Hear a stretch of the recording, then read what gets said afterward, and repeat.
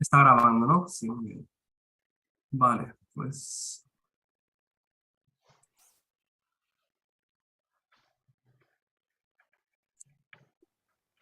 Hola a todos de nuevo. Hello everyone. Bienvenidos a la segunda edición, a la segunda sesión del tercer Congreso Mediterráneo Música y Ciencia. En esta edición, la tercera que estamos tratando sobre el tema de la ciencia de los materiales y la distribución de recursos para el avance tecnológico y musical, hemos tenido una mañana bastante enfocada en, digamos, el tacto con el material y el uso del material en la realidad, ¿no? Hemos tenido intervenciones variadas, desde expertos en el arte de fabricación de instrumentos hasta ponencias sobre la ciencia de los materiales, cómo se trata desde el punto de vista teórico y cómo se trata desde el punto de vista práctico, pasando por explicaciones de arquitectura y explicaciones de museología, así como interpretaciones musicales que nos han demostrado que diferentes artesanías han producido diferentes instrumentos que han producido diferentes tendencias musicales en todo el área mediterránea y además internacional.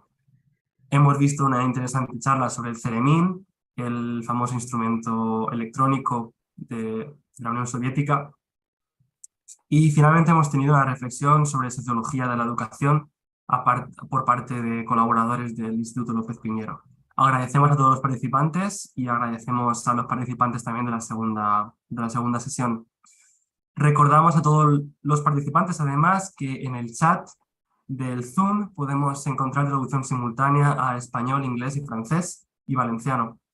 Y además que en YouTube se puede visualizar el congreso. Comparto aquí en el chat de YouTube de Zoom el link al directo, por si los participantes lo desean compartir. Y ahora vamos a empezar. Voy a presentar en inglés a nuestro siguiente participante. Our next speaker is Dr. Simon Hetla from the Institute of Nanoscience and Materials of the University of Zaragoza in Spain. Dr. Hetler is a physicist, but also a graphic artist, and he's working currently as a postdoctoral researcher in electron microscopy and spectroscopy applied to nanomaterials. As a scientist, Dr. Hetler works in the field of electron microscopy, being an expert in many of the branches herein, namely electron microscopy and related techniques, as micro and nanostructuring of analysis of nanomaterials, for example. However, we have to say that Dr. Hetler, as the other side, as a graphic artist, he is holding a common project that you can find on the internet, Laura and Simon Hetler. And he, as an artist, shows also how science and everyday livings can be an inspiration. I recommend checking his webpage. Welcome, Dr. Hetler, and the stage is yours. Well, thank you very much, Ali, first for the kind introduction, and also for organizing this very nice Congress. I really enjoyed this the session in the morning about the music, more in the I think it was a little bit more music part. And I will unfortunately not talk about much music, but it will be more science. But anyhow, so I'm Simon. I'm German, but I'm working at the Laboratorio de Microscopías Avanzadas in Zaragoza, in Spain.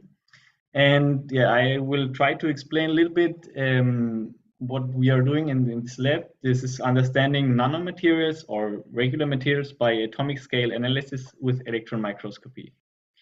So a very short outline. I will start with explaining what actually are nanomaterials and why we use them.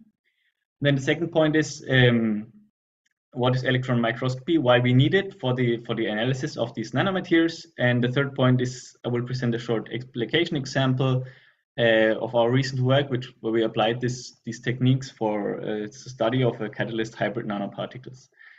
And finally, a summary.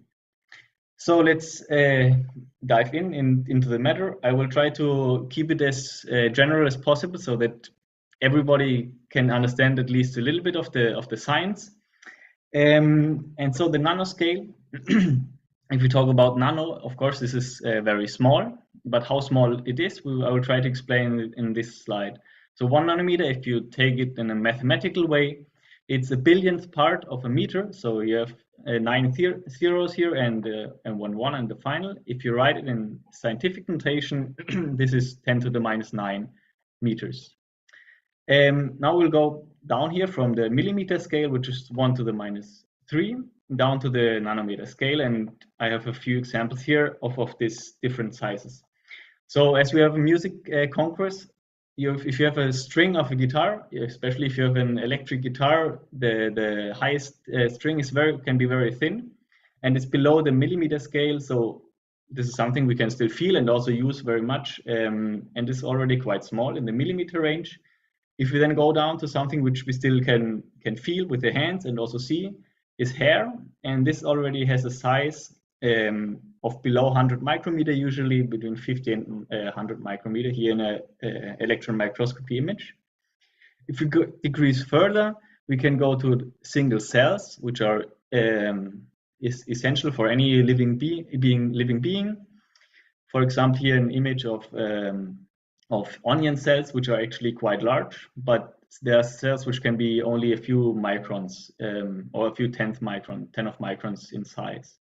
If we then go one step down to 1 micrometer size, we have here bacteria, also an electron microscopy image. One step down again is 100 nanometers, which virus. We have heard a lot about viruses in the last few years. This is an example of a rotavirus, where they study this also with electron microscopy. We also have good things here, which we study with electron microscopy. These antibodies, for example, which also help to fight these bacteria or viruses. They also have a size which is between 50 and 100 nanometers. And then what we also all know is the DNA. So these strings, they're all very, very fine, and they are only 2.5 nanometers in diameter here. And so we are now already at the nanoscale, so 1 nanometer. If we go down again to less than 1 nanometer, we get in the angstrom range, and there we begin to see individual atoms or atomic columns, which the atom is the basic part of any matter, and is composed of all of the matter is composed of atoms. And if we can go down to see these atoms, then we can clearly define what is the structure of these material. Now, I want to talk about nanomaterials. So there's, of course, for everything there's a definition, and nanomaterials by definition have to be in size less than 100 nanometers, at least in one direction. So if we span here the range of a nanomaterial would be from 1 nanometer to about 100 nanometers in size. Now, as it has to be only in one direction, we can define 3 different classes of nanomaterials. So the first one is a 2D material. There we only have a very thin film, which has a thickness which is below 100 nanometers in the Z direction, but it can be very large in the space in the plane here. For example, this is a kind of nanomaterial that you still can see by eye, because it can be very large in 2 directions. We can fabricate, for example, here a very simple carbon nanofilm with a thickness about 15 nanometer. And this is a photo I took with my mobile phone, and you can hear this dark gray part here is the film. You can still see this by eye. If you go to the next class, which would be a 1B material, there we already have the size less than 100 nanometers in 2 direction, and only in 1 direction it can be as large as it wants to be. There, for example, we have nanotubes, and this is something we can not see by eye. Even with a optical microscope, with a light microscope, this is difficult to see, because there we are limited by the light wavelength, which is usually more than 100 nanometers. So there we need another microscopy technique, which is electron microscopy, which I will talk about later. And here is one example for clay nanotubes, which have been produced and imaged here. If you go down 1 dimension again, then we have 0D materials, which is just a point-like material. For example, what we call nanoparticle. This example here is quite small nanoparticles between 5 and 10 nanometers. So we already have seen that for imaging of these, or for seeing the structure of these nanomaterials, we need microscopy, because to understand what's the structure, we can't do this by light or by eye even. Now we know more or less what is a nanomaterial. We have an idea about this. The question is, maybe what you ask you is, why do we need these nanomaterials? So there are many reasons. In general, most materials, it is the case that if you go from the regular size to very small nanomaterial size, that the properties are improved, or even it can have completely different novel properties compared to the size, to the material which is a regular size, which we can see by eye. This, of course, if we improve these properties, and then we need less material, because we use nanomaterials, we use less material that have to reach the same properties in the end, which means that in the end we can decrease the need of the primary resource, especially if we have a material which is made of a material that is very difficult to obtain. Then we can decrease this use, for example. And I have to say that there are really a lot of successful application of nanomaterials in numerous fields, even in everyday life. I won't present many of here, but if you are interested, just Google application nanomaterial, and you will really find really many applications that you are using. Probably you are using many of them already. Just one very brief example to visualize why nanomaterial can be advantages. For example, now if you have a chemical reaction, usually you need an energy to do this chemical reaction. And an example would be a water splitting. So a water molecule consists of oxygen and 2 hydrogen, and you have a reaction, and this costs some energy to separate in oxygen and hydrogen. And if we use a catalyst, then usually this energy needed is reduced, and we can perform this with less cost of energy. Now this catalyst reaction is always taking place at the surface. And if we now imagine the catalyst material as a really bulk material, then we have very limited surface, because all of the inner part cannot contribute to the reaction. If we now separate this in many of the same material but a small nano size, then you directly see that every of these small cubes here has the surface, and this can actively participate in the reaction. So by going to nano, we drastically increase the available surface and increase the catalytic properties of this material. So this reaction here is now becoming very important, because the hydrogen is thought to be one of the clean energy in the future. Want to use with going from oil and gas to something clean, which could be hydrogen. Now, before going to electron microscopy, just a brief sketch how a development of a new material usually looks like. So there's the investigator. He has an idea of how to improve a material for a specific application. Then he goes in his lab and does a synthesis. So he prepares the material. Then he has the material. Usually he has to analyze it. He has to analyze the properties, so the macroscopic properties like electrical conductivity, for example, and on the other hand, the structure. And then he goes and tries to understand the dependence between structure and property. So this is one of the big questions. Why does the nanomaterial or usual regular material has the observed properties? And in the end, if he answers this question, and probably he can improve his synthesis to even improve further his material. And here in this structure determination is where my work is located. So we try to analyze the structure of these nanomaterials or regular materials.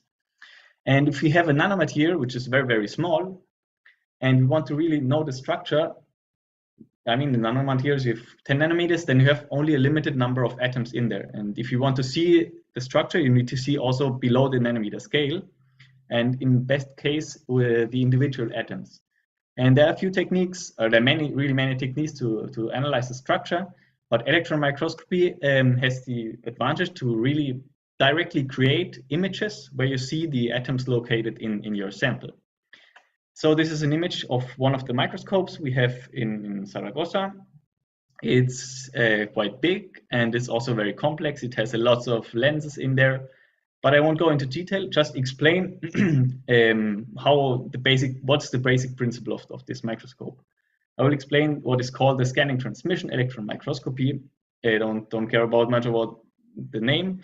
Just what it does, the microscope, is it creates an electron beam with the size below 0.1 nanometer. So it's a very small electron beam, and we scan this beam over the sample. So as the size of the beam is smaller than this 0.1 nanometers, we can also detect things that have this size in the sample. As we detect interaction products in every point of the sample where we scan the beam. So this is a very simple sketch, but if we have to hit the electron beam hits the sample, there can happen a lot of things. Just a sketch what different kind of interaction products can happen there. What is not really important what happens, we just think about it as we focus the beam on a very small area of the sample, we detect something that comes out, and then make an image out of every pixel where we scanned over the sample, and so can construct an image. How does this look like? So we detect one of the interaction products. We can do imaging, for example. Here, this is one image with a scanning transmission electron microscopy image, and it's similar to the one I showed in the nanoscale diagram.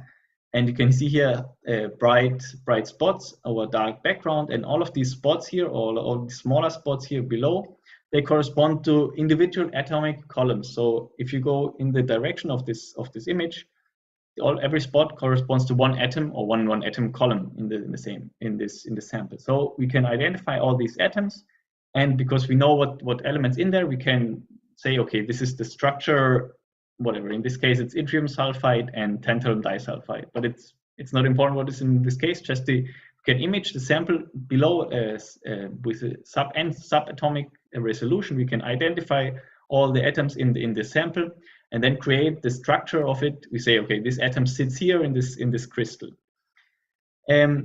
Besides imaging, we can also do spectroscopy. So spectroscopy means we can not only get images, so like a contrast, but we can also say what elements or what is the composition, what elements are in our sample. For example, this here is it is a spectral image. So and the color here is superimposed of these three images. It is a cobalt iron oxide nanoparticle. This now has not the same resolution as the spectroscopy. It's a little bit more tricky to get the signal out correctly, but we still have a very good resolution here. We can see that the cobalt signal, which is here the magenta or blue in some images, you can see that the cobalt in this nanoparticle is sitting very good on the surface of this nanoparticle, whereas the iron is more in the center. And so we can say, okay, in this nanoparticle, we have really the cobalt shell. So we have a core of iron oxide, and outside we have the cobalt oxide, and this with a sub-nanometer resolution. So with the electron microscopy, we can, in these nanomaterials, we can identify the atomic structure. So where are the atoms sitting in our crystal, but also what elements, so what is the composition, what elements are in our sample and where are they located. So this allows us to study the nanomaterials really in detail. And now I want to give one short example of one project how we used to do this in general. So we don't fabricate or we don't do the synthesis of these nanomaterials, but we have a lot of collaborators who synthesize the material, and then in one point they need to know exactly where are our atoms in our sample. How does our sample work? So this was a collaboration with a group from Israel.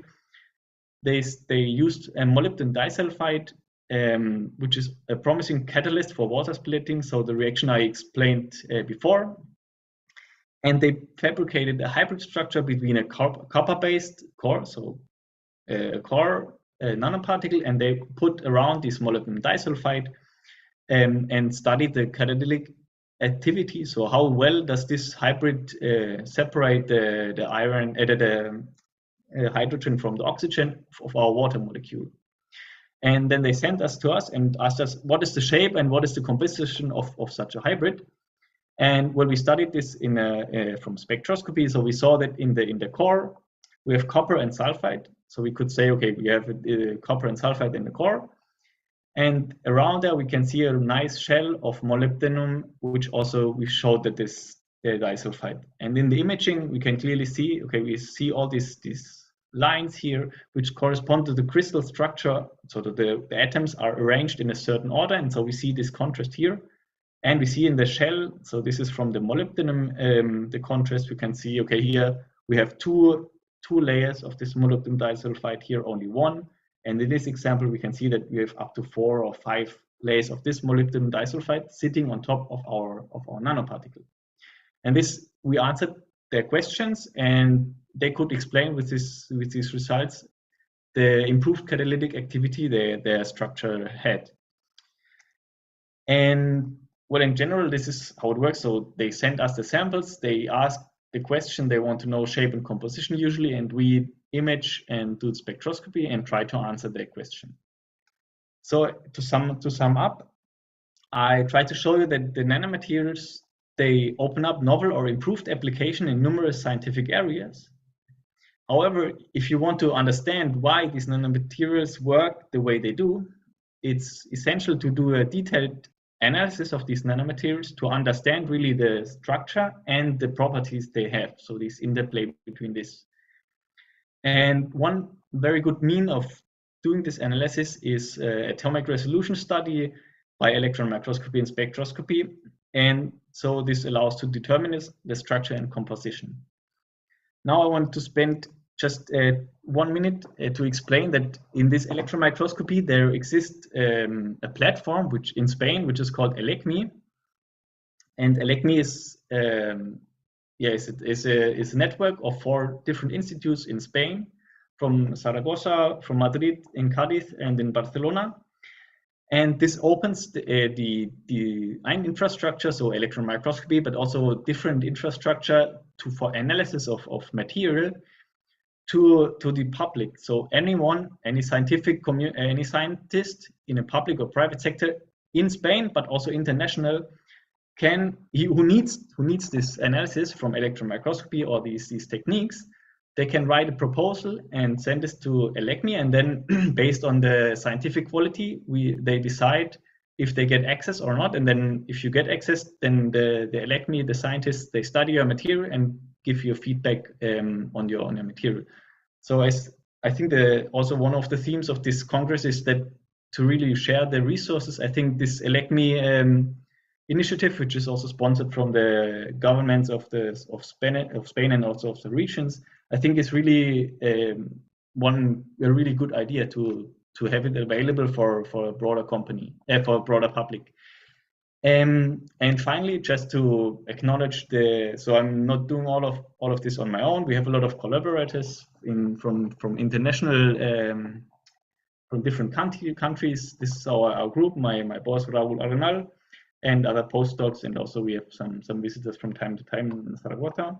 And if you want to check on what we are doing, you can check here. So I already commented that I'm doing also a little bit of art. Please feel free to check here. So, and with this, thank you very much for your attention. Thank you so much, Zino. Simon, it was a pleasure to hear from first what it looks like to do nanoscience, actually. I have some questions that I would like to share, but before I will open the turn, if some of the participants wants to express anything, any impression. It's a difficult subject, it's a very wide, pero si algún participante quiere hacer alguna opinión, tiene su turno antes de que yo le haga alguna pregunta. Vale, la hago en español la pregunta, Sí. pero la puedes responder en inglés. Hemos visto que el estudio de los nanomateriales, aunque parezca que sea una cosa pequeña, por la escala, tiene implicaciones a gran escala, porque, por ejemplo, lo que has hablado de utilizar el hidrógeno como fuente de energía. ¿Tú ves muy lejos la posibilidad de utilizar el hidrógeno? Do you think it's something very far away? Or Um, no, no. I think it's not very far away. So creo que puedo responder en español. okay. Pues no está muy lejos. El problema, o siempre entre la ciencia básica, entonces hacer el material en el laboratorio y demostrar que ahí funciona bien por ejemplo, ahora en el catálisis de la separación del agua, de producir hidrógeno, a hacerlo en gran escala para realmente producirlo a manera industrial siempre lleva años, porque hacer algo a nivel laboratorio, a transportarlo a algo industrial siempre lleva tiempo. Pero yo creo que ya, o estoy seguro que muchas empresas grandes o muchas empresas de electricidad, de energía, ya invierten bastante energía en dinero también, en esa producción de hidrógeno verde. Y creo que va a salir en los próximos años, seguro que va a haber esa producción a nivel industrial, a gran escala. Claro, la pregunta es ¿con qué material? De momento creo que no, con qué catalizador. De momento creo que no se ha formado ningún nanomaterial en especial que se podría usar o que se va a usar seguro, pero de momento creo que van a probar. Ahora es el paso de hacer lo que se ha demostrado en el laboratorio a pasarlo a manera industrial. Claro, porque el laboratorio es un mundo y la realidad es otro mundo. En el laboratorio hay Sí, islas muchas. sí. Vale, pues muchísimas gracias, Simón.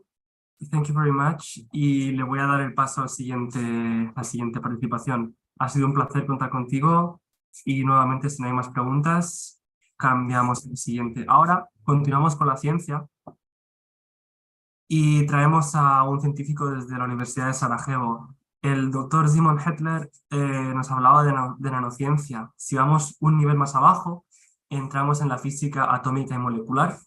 Y el profesor Dino Habibovich, from the Faculty of Natural Science and Mathematics at the University of Sarajevo, de la Facultad de Ciencias Puras y Matemáticas de la Universidad de Sarajevo, es un experto en la física molecular y atómica.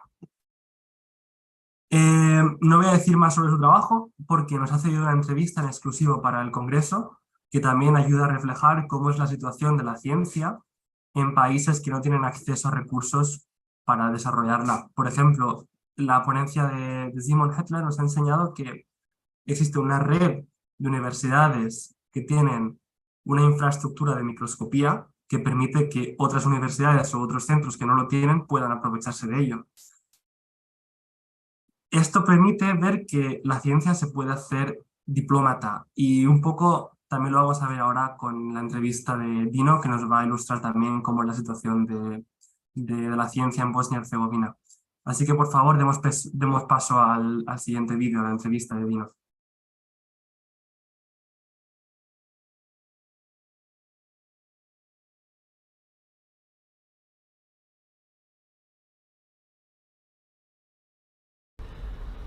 Dobar dan svima i dobrodošli na otvorenje trećeg kongresa, Mediteranskog kongresa muzike i nauka. Nakon 2 godine, kongres je postao temeljni događaj za sakupljanje eksperata iz oblasti muzike i nauke, ciljem da zajedno razgovarajući se riješe probleme koje u isto vrijeme su prisutni u oba dvojim disciplinama. Za trenutnu 3. ediciju odlučena tema jeste raspodjela resursa, nauka o materijalima u tehnološkom i muzičkom razvoju. 2 su glavna razloga zbog kojih smo odabrali ovu temu. Sa jedne strane, prethodni kongres o naučnoj i muzičkoj diplomaciji u prošlom izdanju postavio je pitanje kako naučni i tehnološki razvoj učiniti pravičnim. Pitanje koje u velikoj mjeri zavisi od toga ko ima kontrolu nad resursima koji se koriste za istraživanje i za tehnološku proizvodnju. Sa druge strane, nauka o materijalima je temeljno oruđe za tehnološki i muzički rad jer svojim razvojem obećava poboljšanje opreme neophodne za istraživanje. I isto prijedlog novih tehnologija do sada neviđenih, te mogućnost proizvodnje kvalitetnih i jeftinih instrumenata, pa čak i sa novim akustičnim mogućnostima.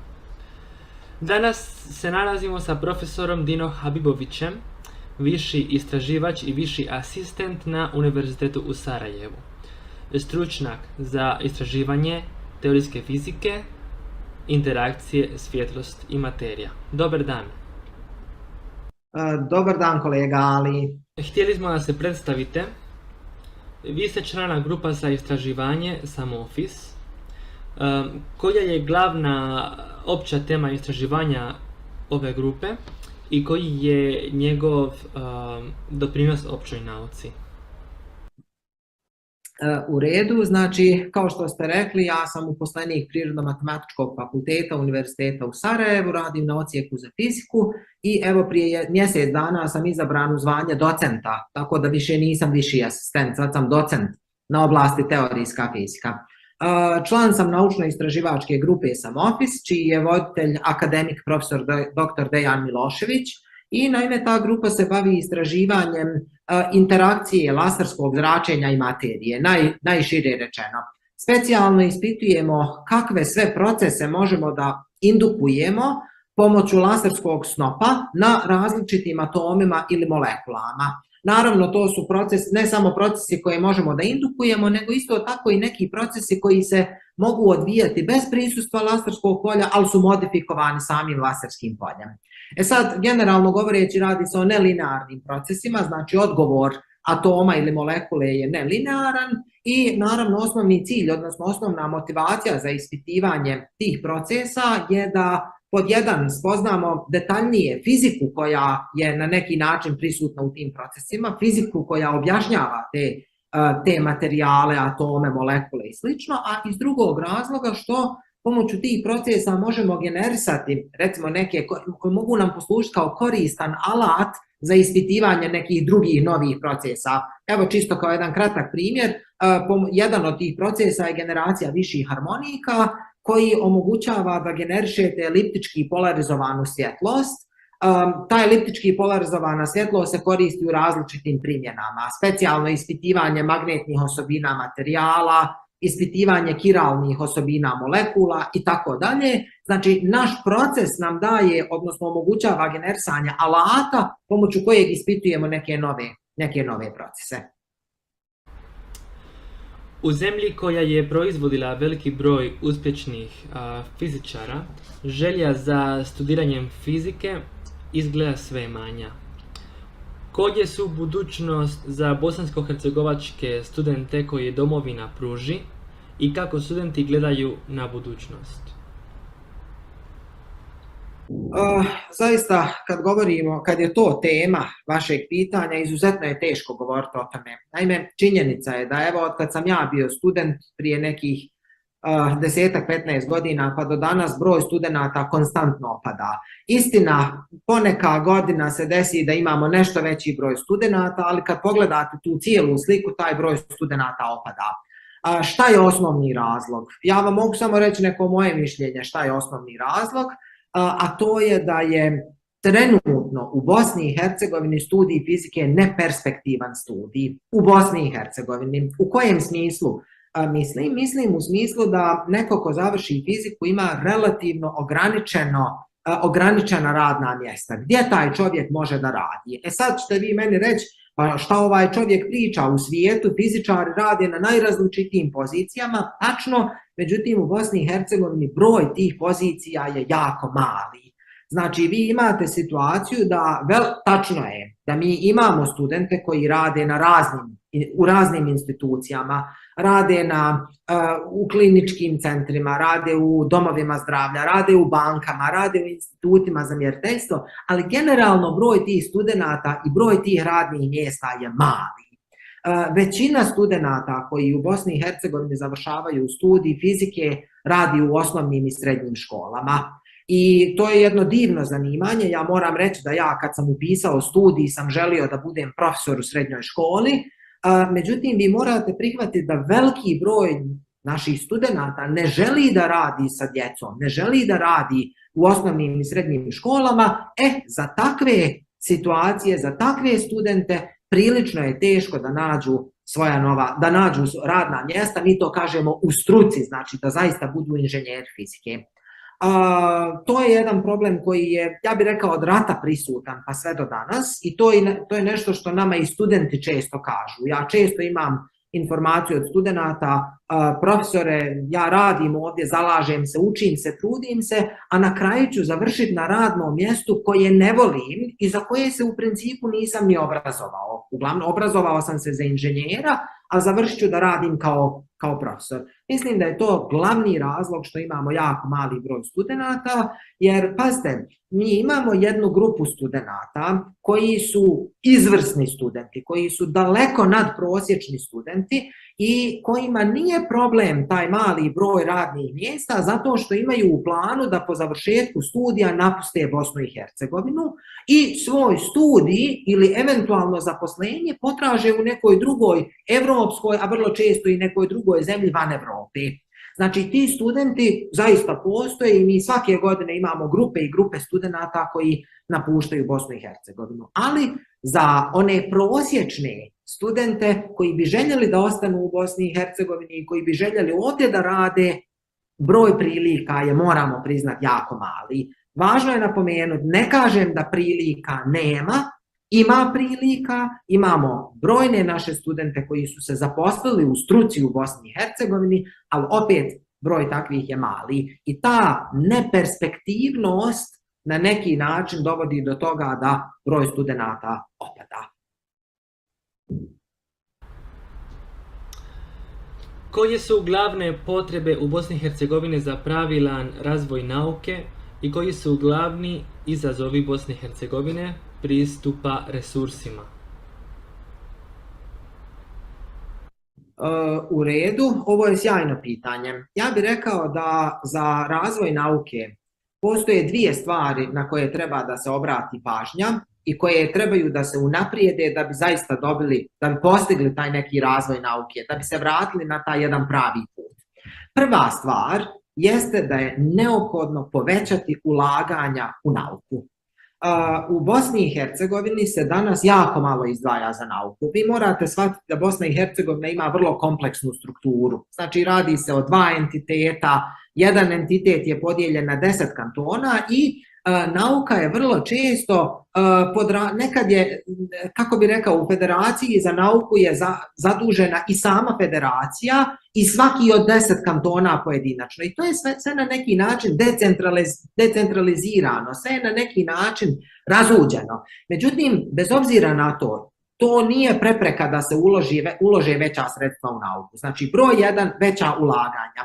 Dozvolite samo da vam dam primjer. U zadnje 2 godine kanton Sarajevo je odlučio se da poveća ulaganja u nauku, znači Sarajevski kanton, specijalno kanton u kojem se nalazi naš univerzitet, povećao je značajno, 3-4 puta je povećao ulaganja u nauku u odnosu, hajde da kažem, u periodu od prije 3 ili 4 godine ili više, i mi već danas polako vidimo neke rezultate tog većeg značajnijeg ulaganja. Daću vam jedan primjer iz naše naučno-istraživačke grupe. Od jednog takvog kantonalnog projekta mi smo nabavili server visokih performansi koji nam omogućava da vršimo naše proračune. Dalje, brojne kolege sa odsjeka za fiziku, odsjeka za hemiju, odsjeka za biologiju nabavili su uređaje koje koriste za svoj naučno-istraživački rad. Znači, ulaganja u nauku su na neki način već polako počela davati određene rezultate. Naravno, ono što treba napomenuti da uz sama ulaganja vrlo je važno da ide i precizna analiza i praćenje toka novca.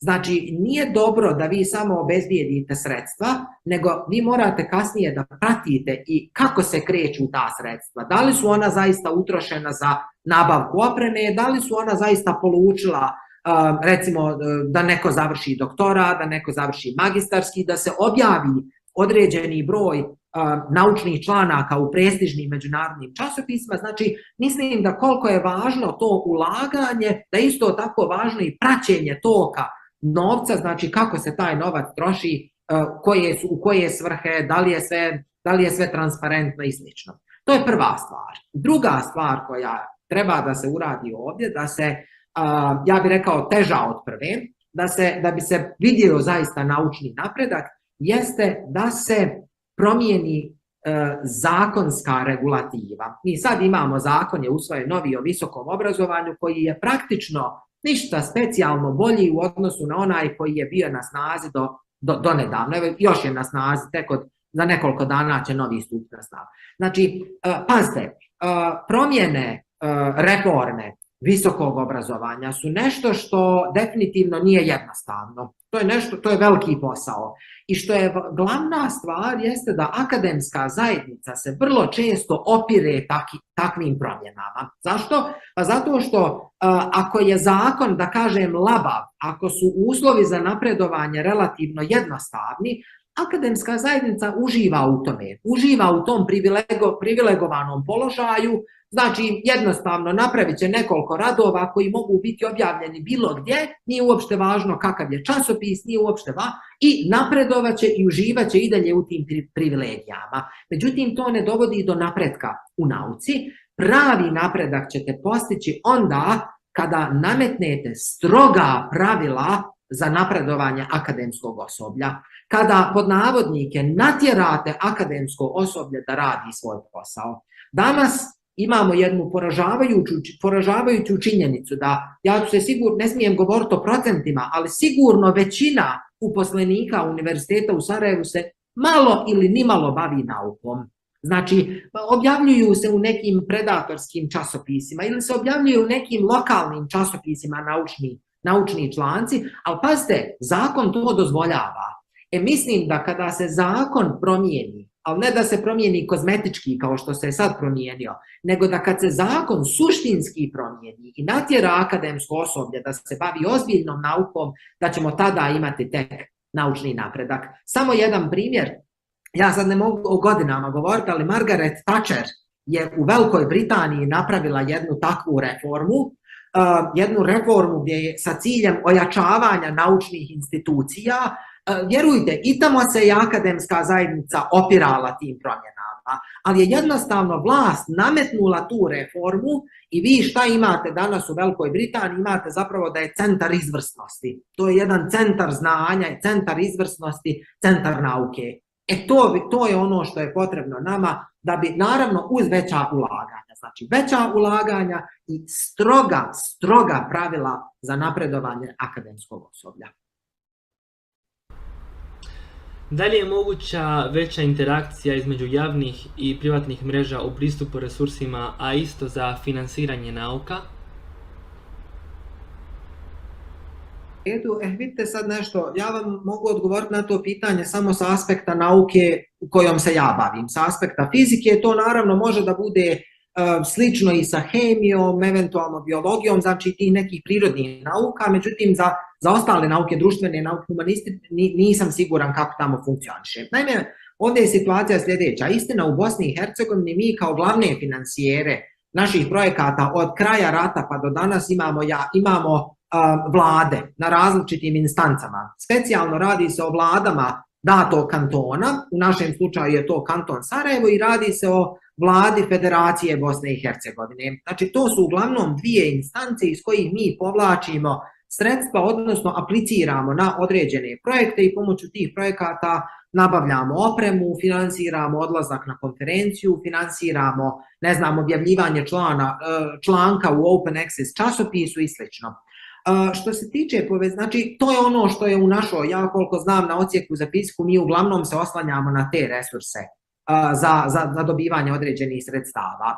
Sad, ono što je interesantno ovdje jeste da mi smo zadnju godinu, 2 godine u jednom projektu koji je zapravo jedna donacija, ako smijem tako reći, gospodina Edmonda Offermana, znači čovjeka koji je u najvećoj mjeri pomogao izgradnju Sarajevske žičare, i on se je odlučio i da finansira jedno generalno opremanje i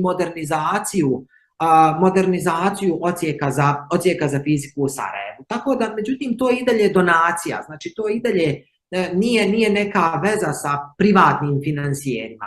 Ono što je, mislim, glavni problem da bi se uspostavila veza sa privatnim sektorom, odnosno da bi se dobio funding od privatnog sektora, jeste što mi, vidite, naša industrija je vrlo slaba i generalno naša ekonomija je u potpunosti oslonjena na mala i srednja preduzeća i onda je vrlo teško ponuditi neki produkt privatnom sektoru koji će taj privatni sektor da finansira. Pazite, vrlo je teško očekivati da vam neko da sredstva onako. Ono što možete očekivati da vam neko da sredstva, evo primjer, ako govorimo recimo o eksperimentalnoj fizici materijala, da imate razvijenu metalnu industriju, bilo bi moguće da neka firma koja se bavi određenim segmentom metalne industrije kaže, ja imam namjeru da proizvodim ovaj proizvod koristeći ove materijale, možete li mi ispitati karakteristike tih metala?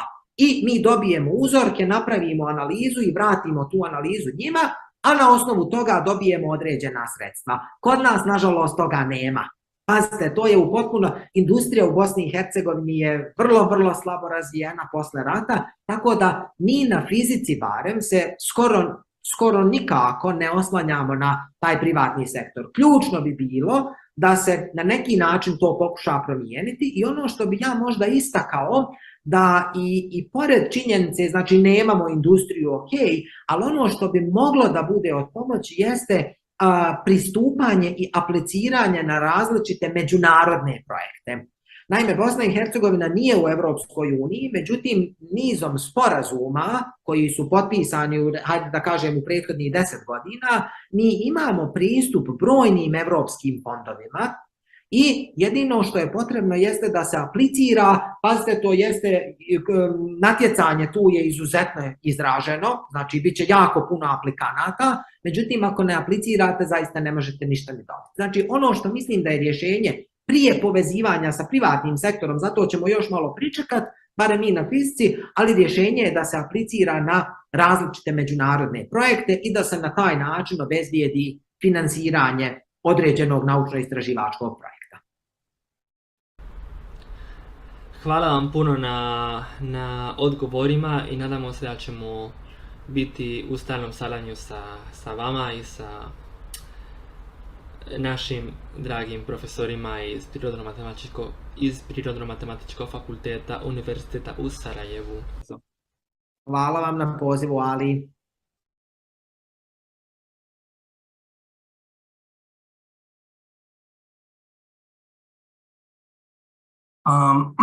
Thank you, Dino, and thank you to all people who are watching from YouTube right now, from different countries in the world.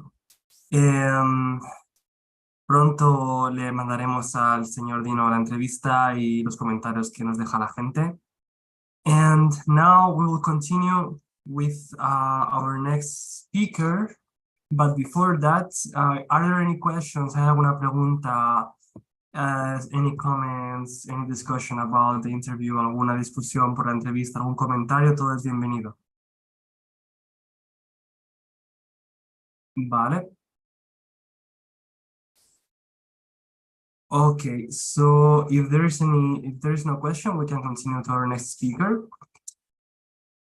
Our next speakers are Marjana Makhtari, linguist, legal assistant, a specialist in sustainability and a project manager of Astikude in Morocco, and his partner in Astikude, Azouz Boulagdour, who is a physicist and coordinator of the ACM Circle of Nador. He also works as secretary of the OMVH section in Nador and is a legal assistant for refugees and the CEO of Astikude.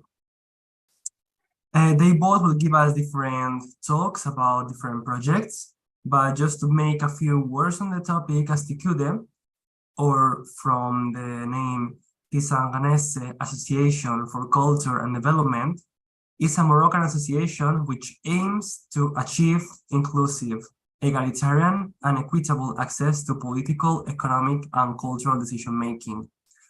Appreciate it, Marjan, and after Azouz, the stage is yours. Please take your turn. Thank you, Ali. Do you hear me? Yeah, I hear. Yes. Perfect.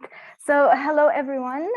First of all, thank you for the invitation. It's a pleasure to be part of this event. Well, my name is Marjan. I am a project manager at Astikud from Morocco and member of the Mediterranean Youth Council and a master's student. So today I'm going to be intervening around the topic of development of civil society in Morocco in particular, context and challenges. Based on my experience as a project manager in a civil society organization. Thank you, Ali, for sharing the screen. My intervention will tackle the following subjects. I will be dividing the intervention into 5 main sections. I will be talking about the current context of civil society in Morocco, its development, how it is defined in the new constitution, what are the major challenges that they are facing, and how we can ensure a more impactful role in public decision making process. And lastly, we will talk about some recommendations and conclusions in order to guarantee a safe and protected environment for those civil society organizations. Starting with the context of civil society in Morocco, as you know, the national context in Morocco offers very important opportunities for the evolution of civil society and cooperatives and the achievement of their objectives. And this thanks to the reform of the new constitution in 2011, where various laws recognize the role of civil society and the cooperatives, which are also called as a third sector.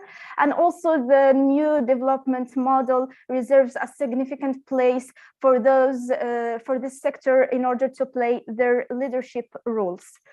As a result of that, we can notice an increasement of civil society organizations.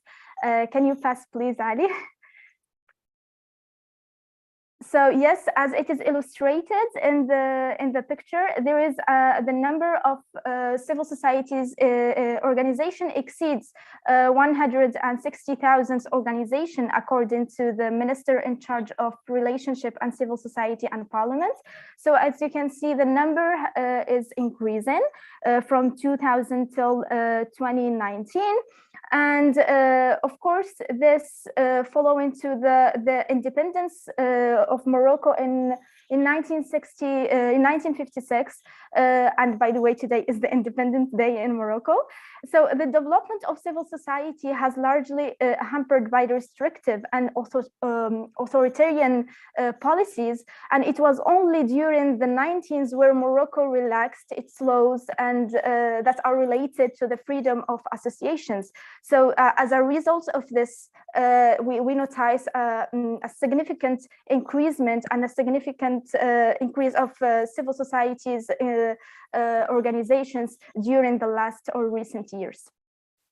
So to give you like an overview of the new constitution and how it defines the general provisions of civil society, we can talk about the provisions that aim to strengthen the position of civil societies by asserting the principles of freedom of associations, and these are, as they are mentioned in the slide, preparation of decisions and projects to elected institutions and public authorities, participation in public policy development, activation, implementation, and even evaluation, providing legislative proposals, and filing petitions to public authorities.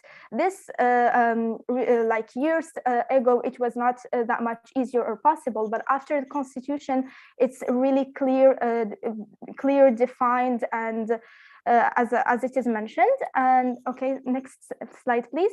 So in the same section of provisions, the Constitution lays out a framework of participatory democracy and mechanisms of citizens. I'm going to explain this part. Like the participatory democracy is represented in the constitutional document as an essential supplement to the representative democracy, and also in the constitutional text to recognize this CSO's role in the enactment and implementation and evaluation of public policy, and also requires the governments to create opportunities for dialogue and meaningful participation. So this was an overview of the general provisions of that were mentioned in the constitution, the new constitution. Yes, this is the text, how it is mentioned. It focuses on the states that it is obligated to create consultative bodies that engage in state actors. Pass. Because I don't want to be too long in the speaking about the constitutional text. Moving to the challenges, of course, we talked about like the provisions, how it is now easier, not before, but still, even it's provided by the Constitution a large room for the work of civil society organizations, but in reality, on the ground, sometimes it's different, sometimes it's challenging, and we still face some challenges till nowadays. So I divided the challenges into two challenges, external and internal. Concerning external challenges, they are related to a legal environment that is not adapted for civil societies, organizations, freedom and independence. And for instance, a number of civil societies are facing bureaucratic and red tapes, such delays in providing them with legal recognition, or delays in providing them with approvals from authorities to organize their events. So it's a challenge. It's not happening that much nowadays, but it's still happening sometimes. And concerning the internal challenges, are related to the weak institutional capacities and bad governance of some civil society organizations. For example, we still have this, some, not all of them, but they still have this cultural and traditional mindset that the founders, they are the responsibles, they are the leaders. So there is no a clear insertion and inclusion of everyone. So like, because it should be everyone implying in the decision making, participating in the process of decision making. It's one of the challenges that we still face in this matter. So also in terms of international funding. In terms of international funding opportunities and sustainable opportunities, some civil societies organizations rely on project-based international funding limits, which means that they rely on short-term projects. So that's why there is now a sustainable funding, and sometimes even there are like generally the funding came from the international organizations, and nowadays or recently the international organizations focus more on the field of human rights, women's rights, public liberties, and small civil societies, for example, especially in the developing countries, focus on social and economical development projects. So that's why we notice there is like not a big participation of these small civil societies in this kind of project proposals. And even sometimes the requirements asked by international organizations are complex for those sort of civil society organizations, which make it difficult to them to meet all the requirements that they asked for in their proposals. So Okay, so towards a more impactful role in public decision-making process, as you know, within the change in context marked by the multiplication of social movements that happen in nowadays, and the crisis of trust in both state and the political policies or parties, now civil societies have a responsible and important role to fulfill. This role should be implemented, should be taken in a serious way, should be active in advocacy, for example, in decision making. So that's why to improve the internal capacities of those civil societies, they should professionally manage their activities, strengthen their internal governance structure, which means the hiring like the qualified staff, proactivity, participate in the decision making, which, as I told before, imply all the parties in the process of decision making. And for conclusion, I guess, yes, so to conclude, as you know, there is some, I try to summarize some conclusions and recommendations. For example, the first one, create a favorable and legal institutional environment, invest in the education of civil society sector, which means invest in the platforms for joint training on civic society, on participatory democracy sectors, and also introduce innovation approaches that civil society uses to public administration practices. And lastly, but not least, raising public awareness, training, invest in skills development, and these we can talk about trainings in project management, in budget management, communication and coordination, project plannings, and especially on human resources, because they are the ones, of course, managing, they are the ones organizing everything in the end. So that's it for my intervention. Hopefully I was on time. I tried to, it was not to science or art, but I spoke based on my experience as a project manager. Thank you so much for your attention. Thank you so much, Marjan. And I think before getting into discussion, well, of course, if somebody has any questions now, they are welcome. And if not, we will be happy to give the word to the next speaker so that we feel the whole topic. So, si alguien tiene alguna pregunta, ahora está invitado a preguntar. Y si no, tal vez lo mejor será continuar con Azus, que va a continuar el tema, y a partir de ahí continuar. Voy a esperar un poco si alguna pregunta aparece. Ok, pues si no hay más preguntas, hemos presentado antes a Azus, y cuando usted quiera, whenever you want, Azus, the stage is yours.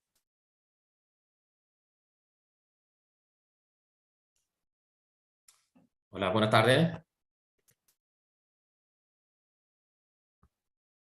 Hola, Azus. Hola, Ale, ¿me escuchas? Sí, sí, sí, te escucho bien. Tú Hola. se te ve bien, sí, sí, sí. Hola, muy bien, Ale. Pues muchas gracias por esta iniciativa que ha organizado la Fundación. Le agradezco mucho por la iniciativa tan importante que junta entre la música y la ciencia. En el principio no se ve que tiene una alianza, pero en el fondo sí que tiene alianza. Es importante porque todo el día hoy hemos seguido la importancia del arte, sobre todo la música y la ciencia, sobre todo en el Mediterráneo. Mi contribución en este congreso será sobre los recursos naturales, materiales en el Mediterráneo. Voy a compartir la presentación. No sé cómo.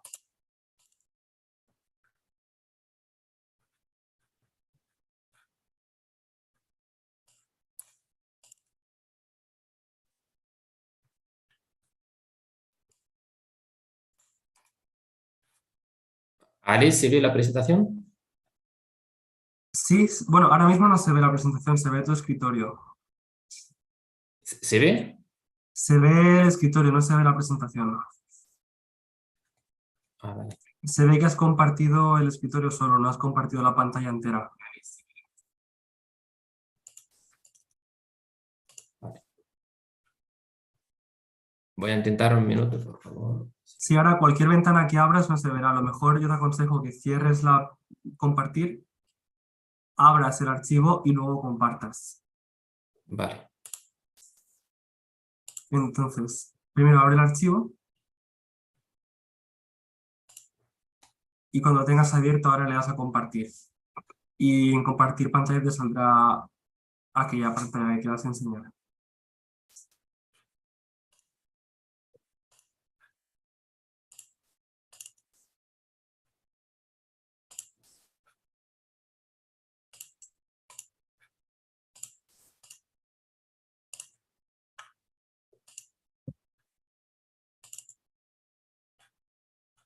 Vale, perfecto, ahora sí que se ve.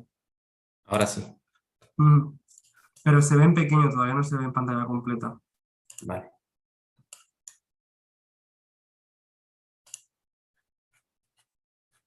Ahora sí, se ve en pantalla completa, muy bien. Muy bien. Lo que acabo de decir, mi contribución en este congreso será sobre los recursos, ¿no? La protección de los recursos naturales y materiales en nuestro Mediterráneo.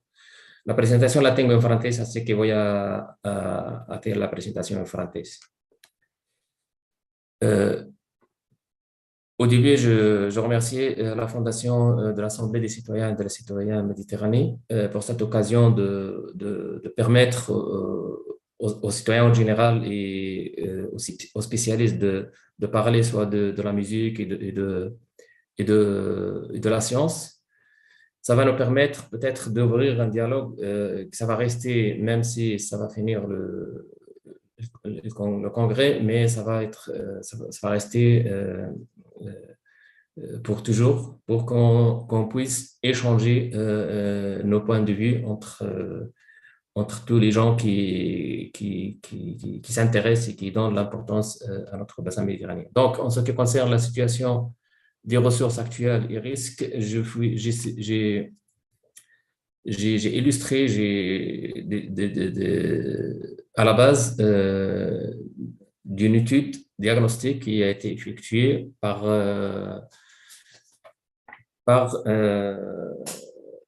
MEDEC.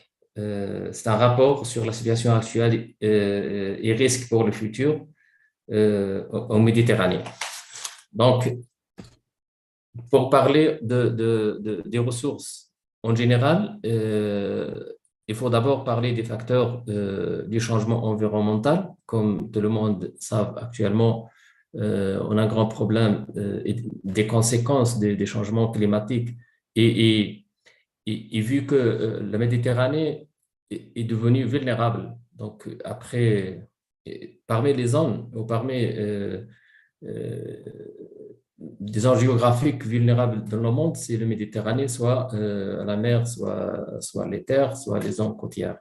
Et après, je vais parler sur les ressources, les ressources qu'on peut avoir en Méditerranée, soit des ressources maritimes, soit des ressources terrestres, et aussi des ressources énergétiques. Et ensuite, je vais enchaîner sur les écosystèmes dans la mer, donc les écosystèmes dans la mer, côtière et terrestre. Et bien sûr, tous ces facteurs, ils ont une influence ou ils ont des conséquences directes sur la société. En ce qui concerne les facteurs du changement, on parle sur le changement climatique, la pollution, les changements d'utilisation des terres et de la mer et les espèces non indigènes. Donc, le Méditerranée est devenu maintenant un endroit préférable pour les espèces non indigènes. Et viennent ces espèces souvent de la mer Rouge et de l'Atlantique. Que normalement, Méditerranée, ce n'est pas l'endroit préférable au début, mais vu l'augmentation de la température de la mer, Dernièrement, cet été, en juillet, il a été remarqué, il a été enregistré la plus haute degré de la température en Méditerranée. Il a été arrivé aux 30 degrés Celsius. Donc, je partage avec vous cette carte qui montre le changement depuis les années 1950, 1980 jusqu'au jour, un changement sur le niveau de la température, l'augmentation de la température, d'une part, et l'influence ou l'impact sur le niveau ou la quantité des précipitations, et c'est noté dernièrement, surtout sur ces dernières années. On observe, c'est clair pour tout le monde, il y a une augmentation de la température et manque des précipitations. D'une part, ils ont diminué la quantité de précipitations sur la Méditerranée, et d'autre part, on observe des inondations. Donc, il y a vraiment un impact négatif sur le climat en général. Voilà, ça, il y a des scénarios, des spécialistes qui ont fait des études et des scénarios après 2010. Par exemple, il y a des scénarios, les possibilités sur le degré de la température. Ça va être augmenté plus d'ici la fin de 2000, d'ici 2090 par exemple. Il y a un scénario aussi, les décideurs et les gens, ils prennent en considération ce changement vraiment, ils prennent en considération cette gravité, parce que c'est vraiment, c'est grave si on ne prend pas des mesures nécessaires pour intervenir d'une façon positive et chercher des causes et pourquoi ce changement. Voilà, donc il y a des scénarios sur l'augmentation de la température de la Méditerranée et la même chose pour les précipitations. Peut-être on aura beaucoup de problèmes et ça va bien sûr poser beaucoup de problèmes sur les ressources, surtout les ressources naturelles des citoyens de la Méditerranée. Rapidement, je fais parce que normalement, l'objectif de l'intervention, c'est les ressources, mais il faut d'abord mentionner les problèmes, mentionner les causes qui ont de l'impact direct avec les ressources. Donc là, par exemple, je partage avec vous ici cette carte. Les cercles verts, ce sont des cercles qui représentent la quantité d'azote rejeté par les usines dans le secteur industriel dans la Méditerranée. Vous allez noter qu'au nord de la Méditerranée, il y a plus de concentration sur l'industrie et c'est normal. Donc, ce sont des déchets et l'azote, c'est un élément chimique très, très grave. C'est parmi les éléments qui polluent plus soit l'air, soit l'eau. Voilà, donc le bassin méditerranéen est l'une des régions du monde qui présente plus forte concentration de polluants. Voilà ce que j'ai dit. Dans l'air aussi, parce que ce n'est pas seulement dans la mer, dans les eaux, mais aussi dans l'air. Donc les émissions des usines et du secteur industriel a vraiment causé à augmenter la concentration de pollution dans l'air, soit dans l'air d'une part, soit dans les eaux, et on va voir aussi sur le secteur, voilà, sur l'agriculture. Voilà. Donc, il y a aussi le changement sur l'utilisation sur les terres et les mers. Bien sûr, ça, c'est les paysages et leur utilisation dans le bassin méditerranéen ont évolué, c'est normal, vu à l'augmentation de la démographie. Et voilà, donc il y a un changement considérable sur la Terre. Il y a des infrastructures qui sont mises en place. Il y a des constructions qui chaque jour, il y a des divisions qui se construisent. Et aussi dans la mer, surtout dans les zones côtières. Aussi, la Méditerranée est devenue dernièrement, depuis toujours, est devenue un endroit préférable pour des touristes. Donc, le secteur tourisme, c'est très important, mais le tourisme qu'on utilise, donc de construction sur la côtière, dans les mers, donc a vraiment causé gros problèmes sur la nature et sur les ressources. Il y a l'exploitation des ressources marines ou surexploitation des ressources marines et les pratiques de pêche non durables, voilà, sont parmi les principaux facteurs du déclin de la pollution, de la population et des espèces marines. Pour les espèces non indigènes, ces dernières années, donc ce que j'ai dit au début, l'augmentation de la température de la mer, donc la Méditerranée est devenue un endroit vraiment préférable pour ces espèces. Donc la Méditerranée est considérée maintenant comme un point chaud. Voilà, donc et sur le continent, le nombre d'espèces non indigènes est élevé.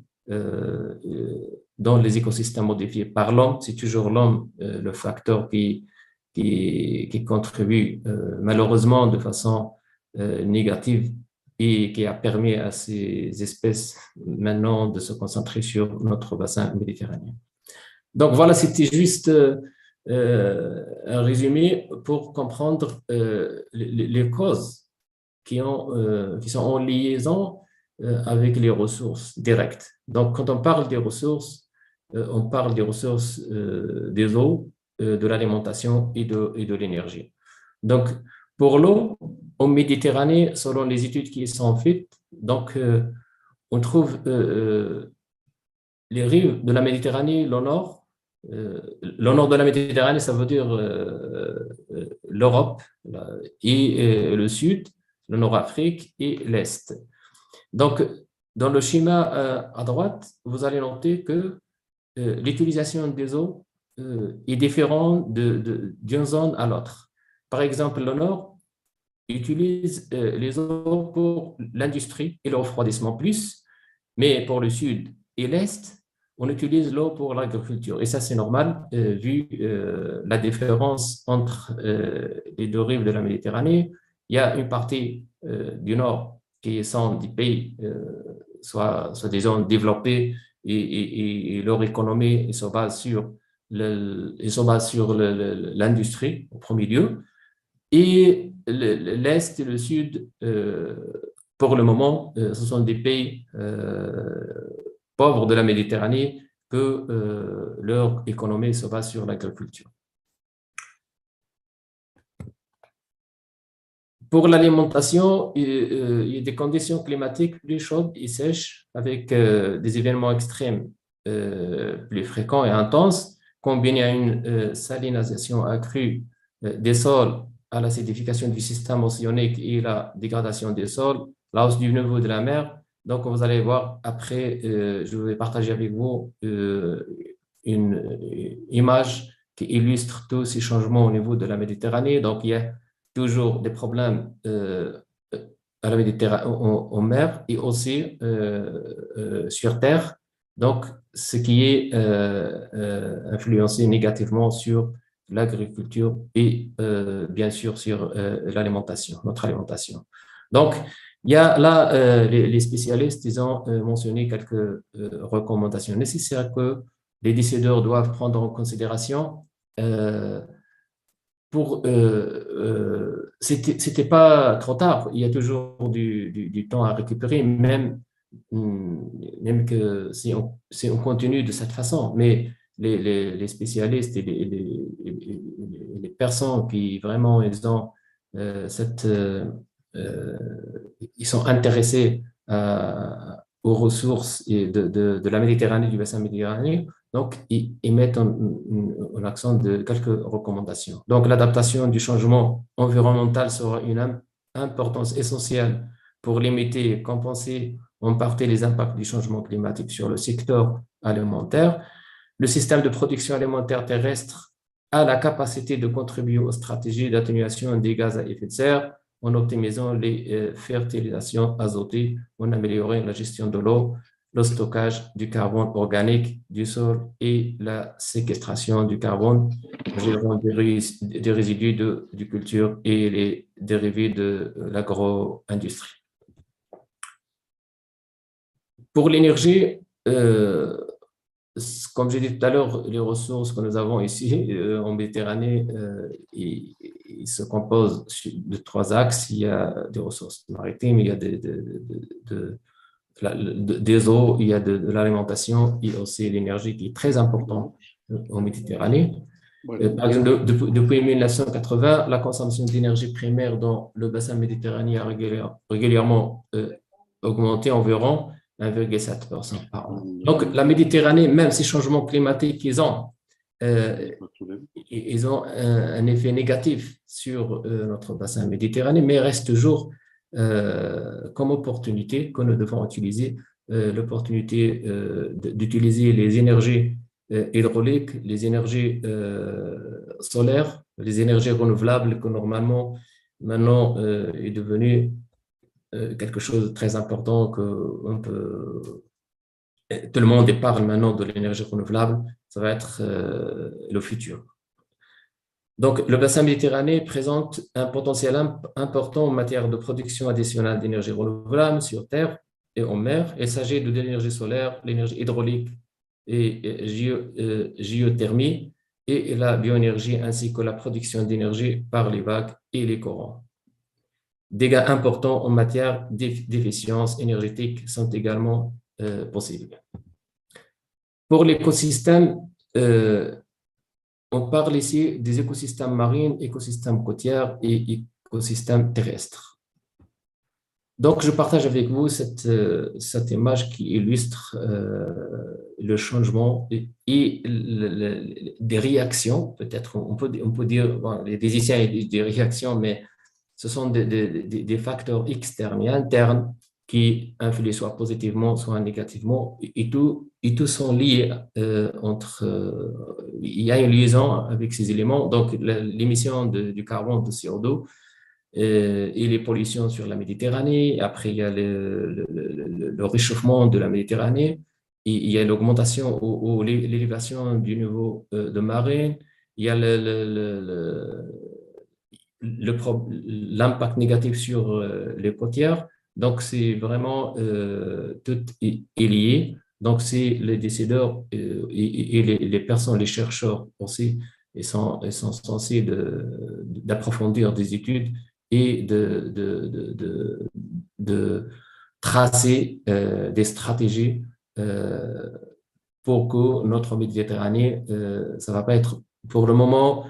Tous les spécialistes disent que la Méditerranée, c'est plus vulnérable, c'est un point plus vulnérable au monde, affecté par les changements climatiques. Voilà, donc les écosystèmes marins méditerranéens sont uniques par le nombre élevé de leurs espèces endémiques, mais ils sont extrêmement vulnérables aux pressions locales, et mondiales, et notamment de changements climatiques. Donc là, il y a une petite recommandation peut-être que nous devons penser ensemble pour la protection des écosystèmes marins. Donc, il y a les stratégies d'adaptation visant à réduire les impacts du changement environnemental sur les écosystèmes marins doivent être mises en œuvre conjointement avec des politiques et des actions d'atténuation du changement climatique et de réduction de la pollution. Pour les écosystèmes côtiers, j'ai déjà cité les facteurs qui influent négativement sur les écosystèmes côtiers. Donc, le littoral, c'est-à-dire la zone d'interaction entre les systèmes marins et les terres, domine les systèmes écologiques et les ressources. C'est un point chaud en termes de risque. À l'avenir, le changement environnemental en particulier le réchauffement, la baisse des communautés de plancton à différents niveaux, de la phénologie et la biomasse de la structure de communauté, des impacts négatifs sont également attendus sur les poissons, les coraux, les herbes marines, alors que les espèces non indigènes devraient en profiter.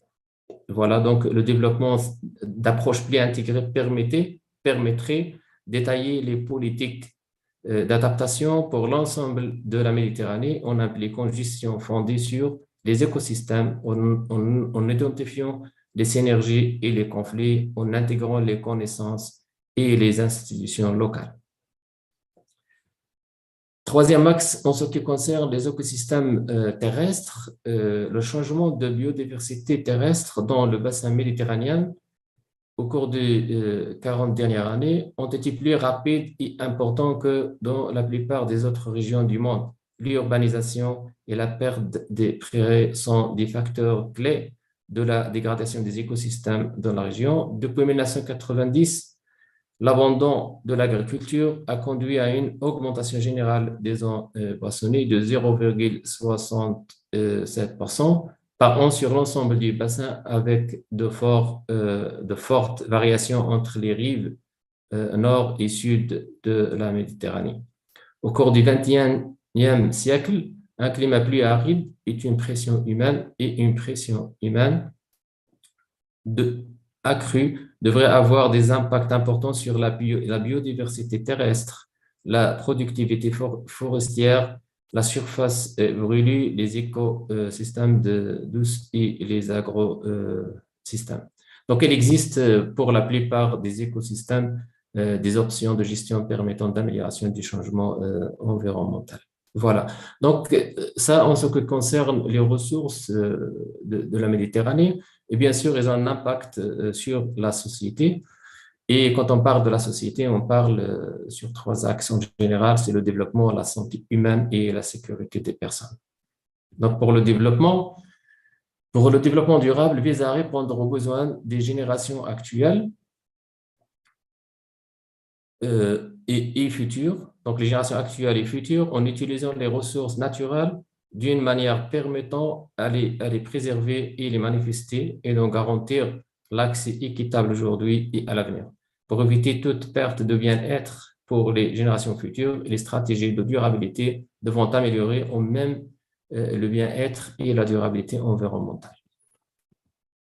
Donc, en raison de l'impact croissant du changement climatique sur la population, une réponse institutionnelle au niveau local, national et international est de plus en plus nécessaire. Donc, on n'a pas le temps, donc c'est obligatoirement.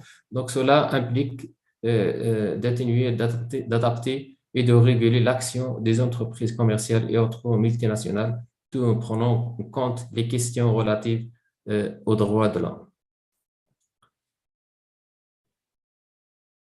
La pauvreté, les inégalités et les déséquilibres entre hommes et femmes est directement et indirectement liée à la réussite du développement durable dans les pays méditerranéens. Donc, la présence de ces déséquilibres relatifs et absolus fait obstacle au développement économique, empêchant de facto certaines catégories de la société de jouir de niveaux de vie supérieurs. Les conditions climatiques plus extrêmes attendues et la pollution du bassin méditerranéen sont susceptibles de produire des vulnérabilités et des risques économiques plus importants que dans les autres régions. Le succès des stratégies d'adaptation impliquera, ça c'est comme recommandation peut-être que nous devons tous et tout en penser. Donc le succès des stratégies d'adaptation impliquera la prise en compte des conditions climatiques spécifiques des régions dans les contextes sectoriels, politiques et socio-économiques, en garantissant le dialogue entre les parties prenantes via des structures coopératives, le transfert de connaissances et le suivi des avancées pour accompagner les examens réguliers des objectifs politiques et l'inclusion de nouvelles informations scientifiques lorsqu'elles sont disponibles. Pour la santé, dans ce qui concerne le développement, donc pour la santé, comme vous le savez, donc c'est vraiment il y a une différence entre les trois rives de la Méditerranée, le nord, sud et l'est, mais quand même, ça va rester la santé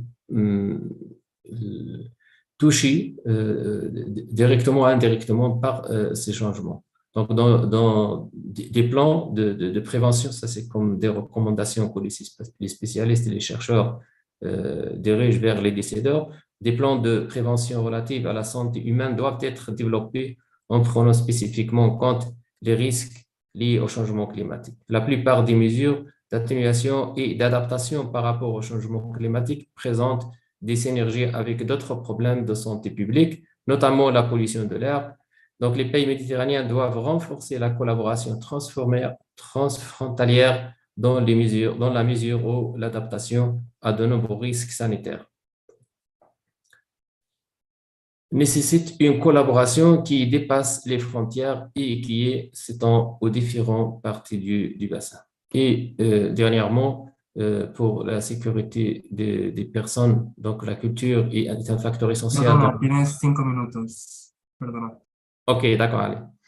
La culture est un facteur essentiel dans le succès des politiques d'adaptation au changement environnemental dans le cadre multiculturel extrêmement varié du bassin méditerranéen. Les politiques d'adaptation au climat peuvent empiéter sur les droits de l'homme dans la région méditerranéenne s'ils sont déconnectés de questions liées à la justice, l'égalité, la lutte contre la pauvreté, l'inclusion sociale et la redistribution des revenus.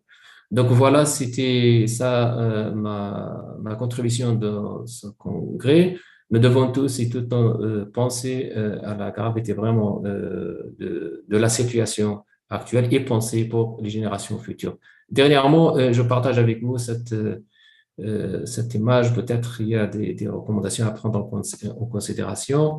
Il y a pour gérer, comment gérer les ressources et répondre aux besoins des populations de façon durable.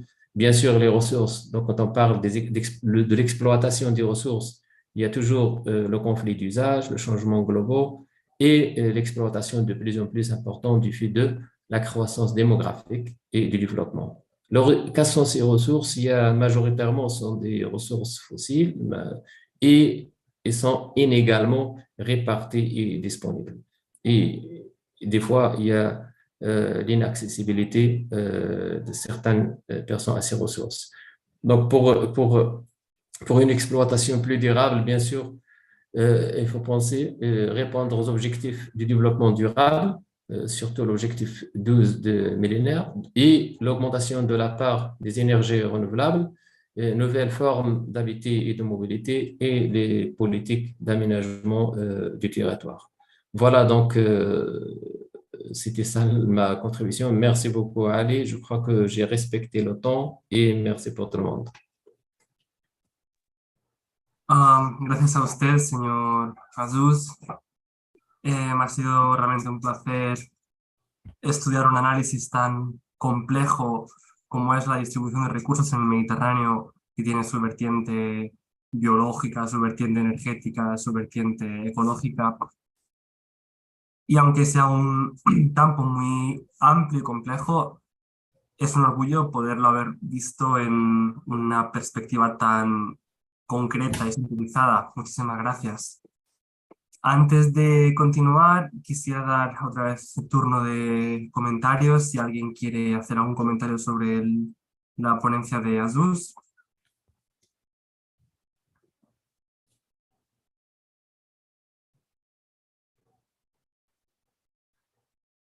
Vale.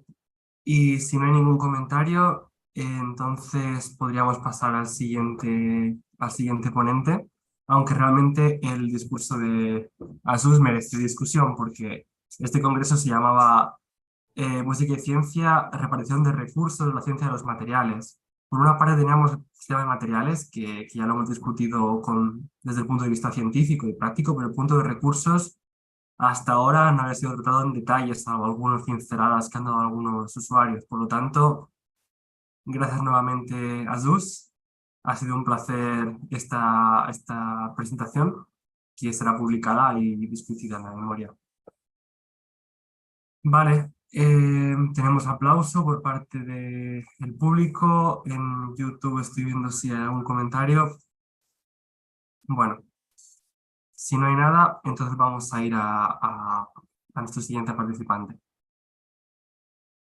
So now we have the honor to collaborate with Orestis Tiringides, who is coming from Nicosia, Cyprus. Mr. Orestis holds a Bachelor of Science degree in Computer Science and a Master of Science degree in Information Systems. His primary interest focuses on how informational computational ICT systems can serve and improve societies. Professionally, Mr. Tiringides has worked in the areas of e-learning, e-business, ICT security, the right of access to information, and many, many other. But since 2005, he has been involved into journalism and has contributed and edited a few ICT pages on Politics newspaper, Sunday Issue, and other posts, including editor of Student Style, Student Click magazine, and also he has contributed sporadically at Mobile Telephony and Telecommunications CI, which is a mobile telecommunications magazine. Mr. Orestis is today with us also as a radio broadcaster at Sounds of the Neighborhood, a Mediterranean music weekly show at Lemony Radio. It's a pleasure to having you here again this year, and please, whenever you want, the stage is yours. Feel free to talk. Thank you, Mr. Ali, for the presentation. I forgot that I changed careers. Maybe what you have is an older one. Thank you for the invitation, everyone. Thank you for your patience so far. Sorry I couldn't join earlier. I was picking the last olives, so I'm very tired. Mr. Azuz's speech, it was far more interesting than what I have to say about he said about climate change in the Mediterranean, because without Mediterranean, without weather, there is no music. So forget about the introduction Mr. Ali made about my ICT expertise. I'm gonna talk about Mediterranean music today. Now, when I was asked, what would you like to talk about? I said, okay, I'm doing this radio show. Do you want to hear about it? But where is the science in what I'm doing? I'm doing a weekly show since the last 2 years on a community radio station that we built with the community in Nicosia. So when they asked me 2 years ago, what do you want to do? I wanted to do something different, something I've never done before. I told them, let's do Mediterranean music. But what is Mediterranean music? So if you are going to approach this subject scientifically, hence the name of this conference is Music and Science. First, we want to define what is Mediterranean music, because we want to define things if we are to speak scientifically. And second, we want to find out what a specific term can include. When we are talking about the different genres of music, if we're going to use this example of music, we have a pretty clear idea. For example, heavy metal is loud music with guitar. Rock music is rock music. What is Mediterranean music? Where do we start from? When it came to me, Mediterranean music, maybe back in the 60s, 70s, and 50s, people will remember, for example, Georges Moustaki. Let's take a textbook definition of the Mediterranean music artist. Georges Moustaki, why? Because he sang in French, he sang in Italian, he sang some Greek, he was singing in various languages, etc., etc. So Mediterranean music. Or Dario Moreno, a Turkish Jewish guy, he was singing in various languages, blah, blah, blah. Or even Dalida, who sadly committed suicide in the early 80s. She was singing in Italian, she was singing in French, she was traveling around. And for those who are younger, this was the norm before the advent of the English-speaking culture and American culture. It was very, very normal for many, many artists in our Mediterranean region to sing songs from other countries, from other artists, sing in various languages, etc., etc. It was quite normal. So again, begs the question, what is Mediterranean music? First of all, there are a lot of genres in our Mediterranean world. There are a lot of different genres of music. I mean, if you take Middle Eastern music, oud music, Northern African music, Gnawi traditions, Italian music. But then again, I'm still insisting, what is Italian music? Italian music from Sicily, from Northern Italy, from West, from Naples. There are so many musical traditions that it may come into our stereotypical mind that Italian music is just tarantella or is something folkloric.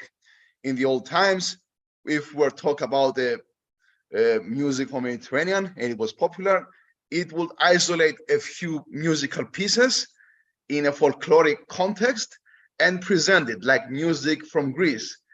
Maybe in your head, music from Greece is something monolithic, but there is still such huge variety.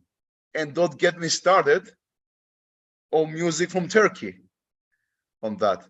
So again, I'm insisting, what is Mediterranean music? Is it the contemporary music? Again, if we're thinking about the Italian music, is it just Eros Ramazzotti? Or is it something that comes to our head, something pop music? What is it?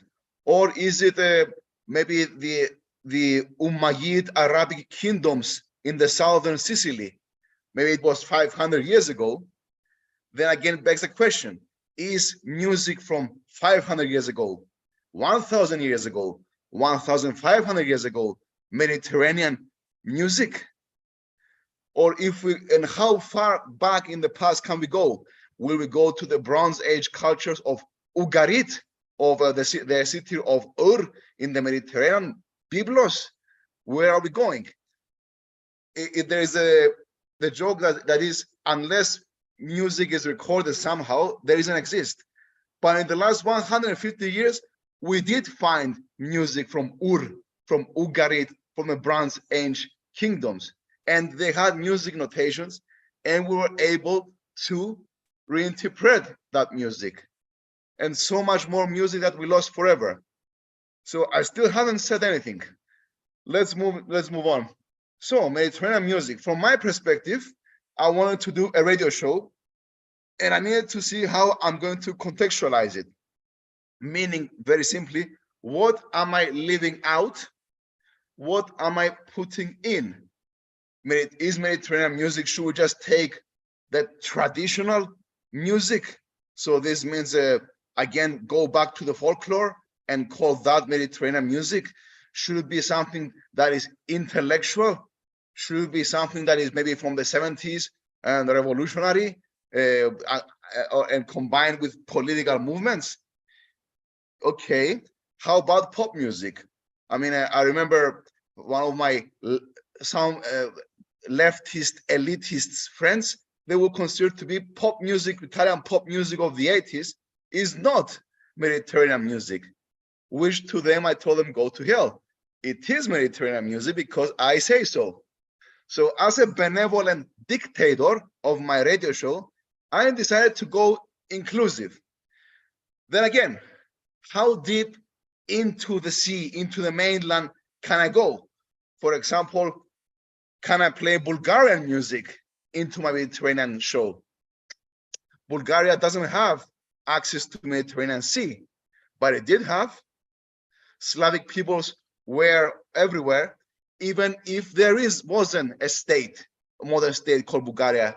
Having remembered that the idea of modern states, it is quite modern, only 150, 200 years old. Some states are even younger than that. Of course, I will include Bulgarian music because it's the Balkans. How about the Roma people, the Roma, the Gypsies? They were traveling everywhere. Of course, I'm going to include Manouche because maybe Manouche people know Django Reinhardt mostly because he was in Belgium, but who cares? The Manouche, Gypsy, Roma people were even down to the Mediterranean. Of course, I'll include them. Should I include Armenian music? Armenia is way in the Caucasus, right? On the mountains in the Caucasus. Well, it wasn't always. Armenian people were very much into the Mediterranean. Only in Cyprus, they have 800 to 1,000 years old history, Armenians in Cyprus. Not many people know that. So for me, I took the decision, okay, for me, Mediterranean music, if it comes from Mediterranean, if there is a Mediterranean axis, so this means I will get diaspora from Brazil, because guess what? There are a lot of Lebanese people in Argentina and in Brazil. They took their music over there, and also many Greek people in the United States. And guess what? All those diaspora that we forget about, they took their music and they evolved it. They changed it. They became something else. So I would say, yes, this is still Mediterranean music. And as I spent all my days in the quarantine, I had all this free time. The more I dug, the more I got into the rabbit hole. And let me tell you one thing, guys and friends, I didn't find any other, at least on the internet, who has this worldview of Mediterranean music. There isn't anything else that has this wide worldview of what is Mediterranean music and how we use the Mediterranean music to basically to claim more and more land. I mean, for example, who will stop me not to play music from Mali, that is way south, and not calling Mediterranean?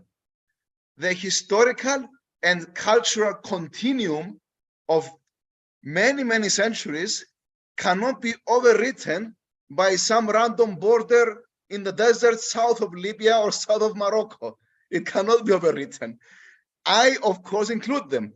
The very rich traditions, there is a musical continuum from the Sahel, yes, from the Sahel, up to Mediterranean, going up to where olives trees grows, if we take the Roman definition of what is Mediterranean, up to the Balkans, and even north.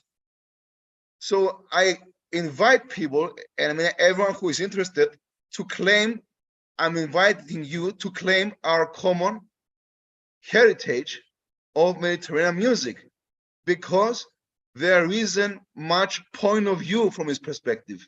I'm not a musicologist, but oh boy, the stories that we learn from music, how the people traveled, how maybe they were prosecuted, how many songs you find them, and this is a cliche, but I did found one song that I thought it was traditional Cypriot. Of course, I found it in Turkey. Of course, I found it in Greek. Of course, I found it in the Balkans. Of course, I found it even in Gagauzia, that is in Moldova, guys. In Moldova, they had the same, not the same lyrics, they had the same music. And when I thought, okay, this cannot go any further, I found a gypsy band in in France, singing the tune that I knew. I thought it was a Cypriot song from Cyprus. And believe me, there are many stories like that. And there should be people devoting their time, like me. I'm trying to convince people to get interested more and more, or at least come to radio show and really be educated about those subjects. It is music, the musical Mediterranean. I don't call it Mediterranean music. Remember the first definition of science? How do we call it? I don't call it Mediterranean music. I call it music from the Mediterranean, inspired by the Mediterranean, or has any Mediterranean linkage. This perception is a great tool. This music is a great tool to understand politics. Believe me, the politics behind music. I play music from the Golan Heights. Maybe some Israeli people will not like it, but I play music from Israel. Maybe some Palestinians people will not like it, but I play it. And I play Arabs or Palestinians from Israel, that music they do. And all of them, they will not like it. I will play Kurdish children's songs, and I will play anti-Christian Israeli, Assyrian Israeli, death oriental metal. Yes, it's a thing. And it is great music. And more of that, and I will finish because maybe I can talk all day. I'm a radio guy, I can talk all day. There is a great evolutions of music. I mean, there are so many artists in the Mediterranean that they innovate so greatly that I cannot even start to say the collaborations. Even Iggy Pop came to the deserts of Sahara to make collaborations. Even Joe Satriani made a tribute. Yeah, Joe Satriani made a tribute to Ashik Veysel of the great troubadour of Turkey. There are a lot of artists who have a lot of portfolio. You cannot know all of them, but believe me, I dug for many, many nights, and it is a rabbit hole. Anyway, that's my spiel. I think I shouldn't say anymore. I hope I intrigued you. My show is on Tuesdays, 6 to 8 Cyprus time. If you want to join, if you write me on the messaging system something in English, I will talk in English. Otherwise, see you next time. Thank you. Thank you very much, Orestes. Just a small question. How can we join the radio to listen to it? Can we find the radio from the internet, or we have to? Yeah, it's online. Let me write the lemoniradio.com. .com is Tuesdays 6 to 8 lemoniradio.com. Cyprus time. So you do your conversion to your time zones. And I'm open to proposals and collaborations. Mind you, my listeners are people who are interested in music that they will not listen to anywhere else. I'm not being pompous here. This is the reality. I play music that is not played nowhere else. And musicians. I do not advertise on Facebook. I do not do social media. I hate it. If people want to join and come, or from abroad, they have some serious proposal for collaboration or support, contact me directly. Thank you. Thank you so much. I will say the following in both English and Spanish. Let me please first share my screen. In fact, here, you're seeing the webpage of Lemon Radio, right? Aquí os enseño la página de Lemon Radio. Esta es la radio que nos comentaba el señor Orestes. This is the radio that Mr. Orestes was talking about. And every Tuesday, cada martes, at what time? 6 to 8 p.m. in the night, Cyprus time. De 6 a 8 de la hora chipriota.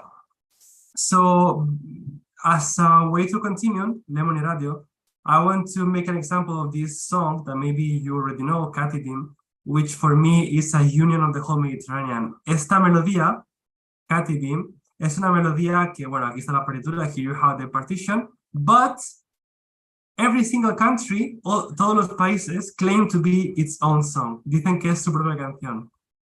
I didn't know about some conventions, actually. Thanks for that. This goes to my homework. Thank you. Great. So it's impressive that the same melody is in so many different countries, going from Albania to South Korea. The same melody, different lyrics. La misma melodía, diferente texto. Y en todos los países está, este artículo de Wikipedia está muy bien. This Wikipedia article is very good. The Balkans and Europe. All these countries, todos estos países, claim to have the song. But if you go to the Middle East, si vas al Middle East, también tienes gente que lo ha hecho, from Sham, from Qasida about Islam. And so, if you go to Asia, you have also in Afghanistan, in Pakistan, Indonesia, Malaysia, even in Jamaica. What does it mean?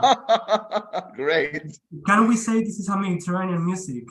This is actually world music. Esto es música del mundo. Y eso significa que realmente la música no es una disciplina que solo es occidental y solo es Sebastian Bach. Music is not only the temporal system of Johann Sebastian Bach. Music is this connection, this inspiration that comes to humanity and it transforms into something. So this melody, esta melodía, was an inspiration to somebody, fue una inspiración para alguna persona, and eventually it spread worldwide. So for your next program in Lemon Radio, Katidim. Thanks for the homework. Thank you. Ahora, ¿hay alguna pregunta? Any questions to Mr. Orestes in the public? ¿Alguna pregunta que haya del público? Okay, so if not, thank you very much, Orestes. It's been a pleasure having you here, and we go to the next speaker. See ya, guys. Thank you. Vale. Bueno, pues ahora vamos a cerrar el congreso. con la última presentación de nuestra jornada. Hemos tenido un día bastante intenso, con bastantes personalidades de todo el Mediterráneo, e internacionales también. Y deberíamos cerrar el congreso con el doctor Arturo Barba, arquitecto, concertista internacional de órgano y catedrático del Conservatorio Superior de Música Joaquín Rodrigo de Valencia. El doctor Barba, como solista internacional, ha realizado recitales en el Festival de Órgano de la Catedral de Notre Dame en París, también en la Catedral de Colonia, en la Basílica de Santa María en Trastevere de Roma, o incluso en el Festival de Órganos Históricos de Valencia, entre muchos otros. Además, el señor Barba ha publicado 2 discos, Bach y su tiempo en el órgano del Palau de la Música, con el órgano Grenzi del Palau de la Música de Valencia, y otro disco que se llama Europa suena desde el corazón de Castilla, interpretado con el órgano histórico de Elche de la Sierra. El doctor Barba, además de organista internacional, es arquitecto especializado en acústica de salas de conciertos y ha sido profesor del Departamento de Física Aplicada en la Universidad Politécnica de Valencia, así como director del Departamento de Tecla del Conservatorio Profesional de Valencia durante 5 años. Podría decir más sobre su personaje, pero mejor que él con su presentación enseñe su trabajo. Estimado Arturo, el turno es suyo. Bueno, muchas gracias, Ali, por la presentación. Agradecer en primer lugar la invitación a participar en este congreso y felicitar a los participantes. La verdad es que he pasado un día fantástico, lo he seguido por YouTube y me ha parecido una miscelánea de temas muy dispares, pero bueno, siempre con esa conexión del Mediterráneo que nos une y una preocupación pues siempre en torno a cuestiones de música y ciencia. Bien, voy a compartir pantalla y hago uso de una presentación que utilizaré para mejor seguimiento, entiendo, de lo que tengo que explicar.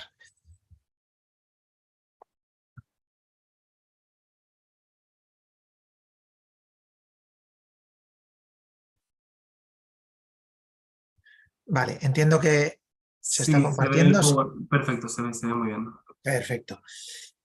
Muy bien, pues a ver, dentro de este Congreso Mediterráneo, Música y Ciencia, voy a presentar una ponencia titulada Vasijas acústicas en teatros romanos, realidad o ficción, análisis acústico y musical. Y es cierto que al saber que el Congreso versaba sobre el tema de los materiales, pensé en cambiar el título, porque el contenido de lo que voy a contar tiene mucho que ver, la explicación de aquello de lo que he de hablar tiene mucho que ver con música, con ciencia y con materiales. De hecho, los materiales son la clave de esa duda de realidad o ficción, como veremos a lo largo de la ponencia. He dejado así el título pues, para mejor comprensión de aquello de lo que voy a hablar. También la cuestión de los teatros romanos me parece una cuestión mediterránea como pocas, dado que toda la ribera mediterránea está poblada de restos de la cultura romana, tanto pues en cualquiera de sus vertientes, ¿no? En cualquiera de las riberas podemos encontrar restos de este tipo. Bien, a modo de introducción, a ver si puedo... Bueno, a modo de introducción, simplemente centrar aquello de lo que voy a hablar. La acústica de los teatros romanos es de sobra conocida por su excelencia. Son muchos los artículos académicos, publicaciones, etcétera, que atribuyen a diferentes aspectos las bondades acústicas del funcionamiento de estos edificios.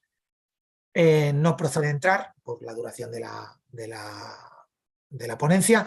Aquí me centraré, digamos, en un artificio acústico curiosísimo al que se le presta atención, pero como está rodeado de tantas dudas a veces, pues muchas veces queda del lado casi del lado de lo misterioso, ¿no? Y tiene su explicación, que así sea, como ahora podremos ver. Voy a hablar de las vasijas acústicas, los llamados vasos acústicos de los teatros romanos, unas vasijas acústicas de bronce que se colocaban en determinados puntos estratégicos de los teatros romanos para que cuando les llegara la voz, cuando se practicaba el canto en los teatros romanos o la música, se hacían interpretaciones musicales con lira o cualquier otro instrumento romano, entraran en resonancia, entraran en vibración, potenciando así ese sonido y en principio mejorando la calidad sonora del teatro y facilitando la comprensión. Bien, el elemento documental por antonomasia al que he de referirme sin duda son los 10 libros de arquitectura de Marco Vitruvio Polión, un tratadista romano del primer siglo a.C. que elabora lo que es el primer tratado de arquitectura de la historia y además, sin duda, bueno, una de las principales fuentes para nuestro conocimiento de la cultura clásica occidental. En estos 10 libros se habla de muchísimas cosas, se habla de ingeniería, se habla de saneamiento, se habla de arquitectura, se habla de escultura, se habla de proporciones, de geometría, etc. Es un compendio de la más alta cultura romana del momento y digamos que es a partir del Renacimiento occidental también cuando vuelve a la palestra este libro y serán muchos los arquitectos, artistas, tratadistas que retomarán las letras de Vitruvio para ponerles imágenes, dado que los grabados originales de Vitruvio se perdieron. Creo que no necesita presentación el hombre vitruviano de Leonardo da Vinci, siguiendo las proporciones en las que Vitruvio dice que está estructurado, que está realizada la esencia del ser humano, ¿no? Bien, pues el libro quinto de Vitruvio versa sobre edificios públicos y como pueden ver, varios de los capítulos hablan del teatro romano, el teatro y su situación, de la armonía, de la figura del teatro y en concreto el capítulo 5, Vitruvio lo titula de los vasos del teatro. En este capítulo encontramos este texto: se hacen matemáticamente vasos de bronce proporcionados al tamaño del teatro, acordados entre sí en tonos de cuarta, quinta y por orden hasta 2 octavas. Se colocan en proporciones musicales en unas celdillas debajo de las gradas del teatro, sin que por ninguna parte toquen la pared, teniendo por tanto espacios alrededor. Se ponen boca abajo inversos y hacia la parte de la escena se van a levantar con unos sustentes debajo y finalmente enfrente de estas celdillas, bajo el lecho de la misma grada donde está sentado el público, se dejan unas aberturas, lógicamente para que el sonido entre y entren en vibración estos vasos. Bien, a partir del Renacimiento y durante varios siglos, muchos serán los tratadistas que harán grabados o dibujos ejemplificando estas palabras de Vitruvio, ¿no? Podemos ver aquí, bueno, disculpen la mala calidad de la primera imagen, viene de un PDF de internet, es la traducción francesa de Vitruvio del siglo XVII. Aquí podemos ver en 3 dimensiones el dibujo que elabora Baldassare Galliani en 1758 en la traducción italiana del tratado, donde se puede ver la sección claramente donde está la vasija levantada en su extremo y la celdilla que asoma por aquí, aquí lo tienen, debajo de las gradas del teatro. Aquí vemos un dibujo similar en la traducción española de Ortiz y Sanz de 1787, o incluso hay dibujos más modernos, ya quizás sin ese valor documental, pero bueno, se sigue lucubrando sobre este tema, ¿no? Parece que los colocan en unas celdas ciegas, cuya única salida es la salida, digamos, que mira hacia el escenario. Un poco extraño, dado que entonces nunca más se podría acceder a esa vasija una vez construida la cavidad, ¿no? Bien, esta es en principio todas las elucubraciones que se hacen al reinterpretar a Vitruvio en el Renacimiento, Barroco, Clasicismo, etc. Vitruvio nos dice también la posición que ocuparán estas vasijas con exactitud. Dice que se colocarán en un arco radial 13 vasijas equidistantes, siempre que hablemos de un teatro de pequeñas dimensiones. Cuando el teatro sea grande, Vitruvio indica que se colocarán 3 arcos radiales de vasijas separados de forma equidistante con 13 cada una, es decir, 39 vasijas, excepto en este hueco central donde Vitruvio no coloca ninguna vasija, lo indica explícitamente. Es decir, 38 vasijas de bronce deberíamos encontrar en los grandes teatros romanos divididos en ima, media y suma cavea, ¿no? Donde la cavea está dividida en 3 partes, que son la mayoría de los que nos han llegado hasta nuestros días. Bien, lo más interesante es que Vitruvio explica con exactitud que nota musical da cada una de las vasijas que se coloca en cada punto del teatro. Y Vitruvio lo hace en base al sistema musical de Aristóxenos, no al pitagórico, que manejamos mucho más hoy en día, sino a un sistema musical de tradición griega, donde, bueno, el nombre de las notas es realmente complicado si no estamos iniciados en este tema, pero bueno, por resumir y sin entrar en cuestiones técnicas, sí que les diré que es un sistema de tetracordos, un sistema de grupos de 4 notas, donde la primera y la última siempre son invariables, del modo parecido a como son hoy en día pues, las escalas occidentales. La primera y la última nota de cada escala siempre es la misma, incluso la quinta es común, o la cuarta, aunque cambiemos el modo. Hablemos de una escala mayor o menor actual de música occidental, siempre estos parámetros se conservan, ¿no? Pues aquí ocurre igual. Sus 3 tipos de tetracordo, diatónico, cromático o enarmónico, tienen en común la primera y la última nota, y la distribución de tonos y semitonos interna cambia. El llamado diatónico, este primero, es el que está prácticamente, bueno, en la mayor parte de la música del momento, lo sabemos, y es de hecho el que ha dado origen al desarrollo posterior occidental de la música. El cromático, estas distancias ya no se conservan en nuestras escalas occidentales actuales, y el enarmónico directamente, vamos, nos parece inverosímil, ¿no? Con distancias de cuartos de tono, que sí que están muy vivas, sin embargo, en norte de África o en otros parámetros musicales que seguro que ustedes, algunos de aquí, conocen más que yo. Bien, estas son las notas musicales a las que hará referencia Vitruvio. Es un sistema musical de 2 octavas con estos nombres de aquí. Hipateípaton, paripateípaton, bueno, el célebre proslambanomenos, la última nota, la más grave del sistema, hipatemeson, mese, paramese, etc. Y siempre precisa de qué tetracordo, es decir, de qué género. Aquí tenemos los géneros, puede ser el diatónico, el cromático o el enarmónico. Es decir, para ubicar esta nota en determinada sería la lícano meson del género cromático. Ya les digo que es un poco enrevesado. Incluso esta nomenclatura que hacemos en pentagrama hoy en día es algo aproximado, no sabemos realmente si la altura era exactamente la que aquí se indica, ¿no? Pero bueno, por situar un poco la cuestión. Bien, pues a la vista de las indicaciones de Vitruvio y a la vista del sistema musical de Aristóxeno, hemos elaborado un plano, como aquí pueden ver, con una traducción occidental, digamos, a una nomenclatura comprensible por todos, de las notas que Vitruvio está indicando en cada uno de los puntos del teatro. Cuando las notas las he escrito en blanco, hago referencia a que son notas invariables, es decir, que pertenecen a cualquier tetracordo, aunque Vitruvio las indique de un tetracordo determinado. Vamos a encontrarla en cualquier modo. Cuando son negras las vamos a encontrar solo en un modo determinado. Voy a hacer un breve, comentarios técnicos, digamos, o análisis de lo que estamos viendo. Digamos que en primer lugar, Vitruvio dice que en el arco radial más cercano al escenario se colocan las del género enarmónico, recuerdo que es el que menos se usa. En el segundo, el cromático, el segundo que menos se usaba en la época. Y en tercer lugar, las más alejadas, las vasijas que entraban en resonancia en el género diatónico, el más común en el momento. Se pueden hacer elucubraciones del por qué. Esto ya entra dentro de la elucubración, ciertamente. Lo dejo para otro momento, dado que prefiero hacer un análisis más objetivo de lo que estamos viendo y cada uno a partir de ahí pues que puede extraer sus conclusiones o si surge pues hablar del tema. Podemos hablar del tema. Bien, Vitruvio indica que los intervalos que van a separar estas vasijas son quintas, cuartas y octavas. Y vemos que así es, sobre todo en el género enarmónico y en el género diatónico. Mucho menos en el cromático, del segundo de los arcos. Aquí están reflejadas las cuartas, quintas y octavas que podemos encontrar entre las diferentes vasijas que componen cada arco radial.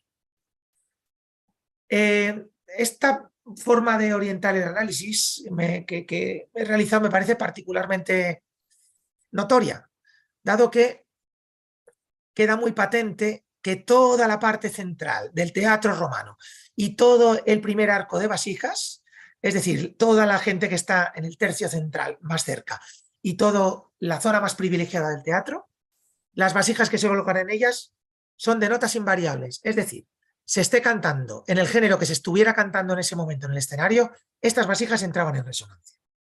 No así las que tenemos aquí en los laterales, que pertenecen únicamente a determinadas notas de determinados géneros, no extrapolable cuando se cantaba a otros géneros. ¿El por qué? Pues tendrá un porqué. Evidentemente esto no es casual. Esto responde a una distribución acústica, seguramente de prueba y error, sabiendo que así funcionaba mejor el teatro de otra forma, a la que le podemos encontrar un razonamiento físico. Y por último, haciendo un análisis de las frecuencias, de las notas musicales que encontramos, un análisis de colores realizado de más grave a más agudo, y haciendo una extrapolación para entender simplemente, de forma simplificada lo que está ocurriendo, vemos que las vasijas que responden a frecuencias más graves de su sistema musical se colocan en todo el tercio central, en ese tercio central privilegiado, mientras que la que responden a frecuencias agudas se alejan en los laterales del teatro. Sabemos que la voz se pierde con la distancia, sobre todo en frecuencias agudas. El roce con el aire, el rozamiento de la vibración de las partículas al recibir el sonido, sobre todo genera pérdida de agudos. Puede tener que ver con eso, con pensar que esos agudos se han perdido más en los laterales, donde el sonido directo llega de peor forma, digamos, ¿no? que en el eje central. Pues probablemente, pero ya digo, no me quiero extender en este aspecto. Bien, y aquí va el quid de la cuestión. Todo lo que les he contado a mí me parece apasionante, pero no se conserva absolutamente ninguna vasija de bronce de época romana. Claro, ¿en qué lugar nos deja esto? Claro, no se conservan vasijas y en principio no se conservan esas cavidades en las que se ubicaban las vasijas. Y se conservan multitud de teatros de piedra romanos en toda la vertiente mediterránea. Y no encontramos estos huecos de los que habla Vitruvio, con un detalle absolutamente, vamos, clarividente, y Vitruvio no es sospechoso de ser una persona no versada en esto. Vitruvio, como he dicho, es lo más alto de la cultura romana del siglo I a.C. Bien, pues Vitruvio, y aquí viene la cuestión de los materiales, nos dice lo siguiente. ¿Acaso dirá alguno que haciéndose cada año varios teatros en Roma, ninguno tuvo cosa alguna de estas, ningún teatro en Roma tenía vasijas? El error está en que todos los teatros públicos son de madera en Roma, nos dice Vitruvio, algo que nosotros evidentemente no podemos comprobar, porque todos los teatros de madera que se debieron de hacer en su día y que evidentemente estarían en Roma y en otras ciudades grandes, no han llegado hasta nosotros, dado lo fungible del material. Hasta nosotros únicamente han llegado los teatros, parte de la arquitectura romana en piedra, y siempre solo parte, claro. Vitruvio dice que son teatros de madera con muchos tablones que serán resonantes. Esto se observa por el comportamiento de los cantantes, que cuando quieren hacer un tono agudo se vuelven hacia el escenario, porque así, digamos, entrando en resonancia esa madera del escenario, reforzaba el sonido de su voz. En los teatros fabricados en sólidos materiales, de piedra o mármol, materiales que no resuenan, se deben colocar vasijas, según queda dicho. Si alguna pregunta en qué teatro se han empleado estas vasijas, le diré que en Roma no le puedo señalar ninguno. Sí, en muchas ciudades de Italia y de Grecia. Dirá después Vitruvio que muchos arquitectos inteligentes construyeron teatros en ciudades pequeñas y, como no podían acceder al bronce, utilizaron vasijas de barro cocido, nuevamente el material como elemento importante, armonizados y colocados según se ha dicho, y obtuvieron muy buenos resultados. Es decir, Vitruvio habla de vasijas de barro cocido cuando no había posibilidades, o de bronce. Bronce como principal elemento de resonancia en música para ayudar, barro cocido cuando esto no fuera posible como elemento accesorio que daba buen resultado. Y habla de teatros de piedra con necesidad de estos elementos, teatros de madera sin esta necesidad.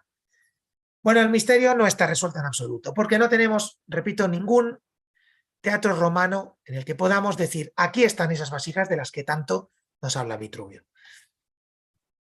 Y aquí viene un poco un elemento discordante. El teatro de Israel, de Bet Shin, un teatro donde no pocos tratadistas han creído ver en estos elementos que estaban en la división de la ima y la media cávea, unos elementos destinados a alojar las vasijas romanas. No sé si son en número de 13, pero aproximadamente lo son. Y encontramos unas cavidades, aquí vemos una reconstrucción en sección hecha en el libro de Deitzenauer de 1977, Theater Design, donde podemos ver cómo se colocaría en estas cavidades la vasija vitruviana. Efectivamente, además, habría acceso a ella, no cumple la sección que describe Vitruvio de la vasija, pero sería una colocación de una forma más práctica. Y además a estas cavidades hay un túnel que sí que accede, un túnel pequeño que permite acceder por dentro también, no solo por fuera, y cuyo uso es absolutamente desconocido a día de hoy. Aquí vemos una foto de esta cavidad del teatro de Betzin en Israel. Claro, es anecdótico, ¿no? Es el único ejemplo claro que tenemos. Sin embargo, este tema ha quedado muy encima de la mesa para numerosos tratadistas, es un tema recurrente, es un tema al que, por ejemplo, aquí tienen el teatro romano de Jerash, en Jordán. Encontramos también en la división unas hornacinas que quedan fuera de la presencia habitual entre la división de Ima y Media Cavea de los teatros romanos. Parecen destinadas a alojar esculturas, ¿no? Es el clásico uso, pero ¿por qué no hornacinas destinadas precisamente a este tipo de usos de vasijas acústicas? Parece que la distribución responde bastante también a la que Vitruvi apunta. No lo sabemos porque las vasijas tampoco nos habrían llegado en ningún caso. Bien, dentro de esta misma vertiente y llevándome un poco el ejemplo al caso que más me toca, soy de Valencia. Aquí tenemos el Teatro Romano de Sagunto, a escasos kilómetros de la ciudad de Valencia, España, tras una reconstrucción, una intervención de los años 80, pero este teatro mostraba esta fisonomía previamente. Es una foto aérea del teatro hace algo más de 50 años y hay documentos de este teatro, del Teatro Romano de Sagunto, muy curiosos del siglo XVIII, del conservador del teatro, Palos Navarro. Estamos hablando de un documento de 1793, donde el conservador entonces del teatro, Palos Navarro, detecta 13 pozos, justo el número de 13 que refiere Vitruvio, aquí debajo de la escena. 13 pozos que él se plantea que pudieran ser para fieras o gladiadores. Bueno, absolutamente erróneo, es imposible, ni siquiera el teatro romano no está destinado a este tipo de uso, esto lo sabemos, está destinado a otros usos, mucho más relacionados con la declamación o artes escénicas en todo caso, asambleas, etcétera, ¿no? Y Palos Navarro opina al final que pudieron ser, dice literalmente, para vasos acordados con otros que estarían en las precinciones, que son los accesos laterales al teatro. Y a continuación narra toda la cuestión vitruviana que les he comentado. Bueno, son elucubraciones siempre, es un tema delicado, es un tema del que no podemos concluir que existiera, es un tema que me parece apasionante y que en un congreso como este pues me ha gustado traer y espero que les haya sido de interés. Podría seguir hablando porque este tema se ha prolongado hasta los teatros a la italiana, hasta los teatros de ópera, y solo les diré este detalle. Precisamente en mi ciudad hay un teatro del siglo XIX, de 1832, un teatro de ópera, donde en una intervención de hace 30 años, algo más de 30 años, al levantar el foso orquestal, aparecieron 100 vasijas cerámicas invertidas colocadas debajo del foso orquestal. 100 vasijas cerámicas invertidas. El arquitecto, que las encontró con buen criterio, optó por dejarlas atribuyéndoles algún uso acústico que él desconocía. Es habitual encontrar cavidades normalmente semicilíndricas debajo de los fosos orquestales de los teatros a la italiana, que también pueblan el Mediterráneo, pero ya de una época posterior, absolutamente posterior. Bueno, este es otro tema del que ya se ha convertido en una motivación de investigación, el grupo de acústica en el que he desarrollado todas estas cuestiones y que creo que ya por extensión pues no compete aquí, pero bueno, les quería dejar con el detalle encima de la mesa porque me parece un tema que lo dejo dentro del ámbito de lo bueno, casi mágico, casi fuera del alcance, no voy a decir de la ciencia, pero bueno, me parece más que apasionante y espero así haberlo transmitido. Discúlpeme, Ali, por haberme extendido un poco más del tiempo. Gracias.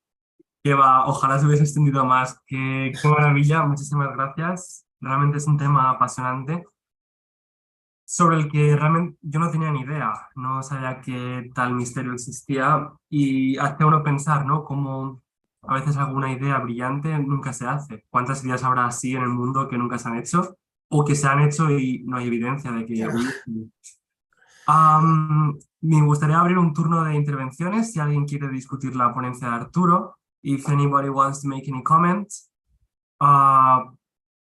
No sé si hay alguien entre los comentarios, lo mismo tenemos algún musicólogo. Sí, Arturo. Sí, Ali. Sí, claro. Arturo, ha sido apasionante tu ponencia. Muchas gracias. Y la verdad que nos has remontado al mundo, tú has dicho de lo mágico, pero ahí tiene que haber algún fundamento científico práctico, ¿no? Seguro.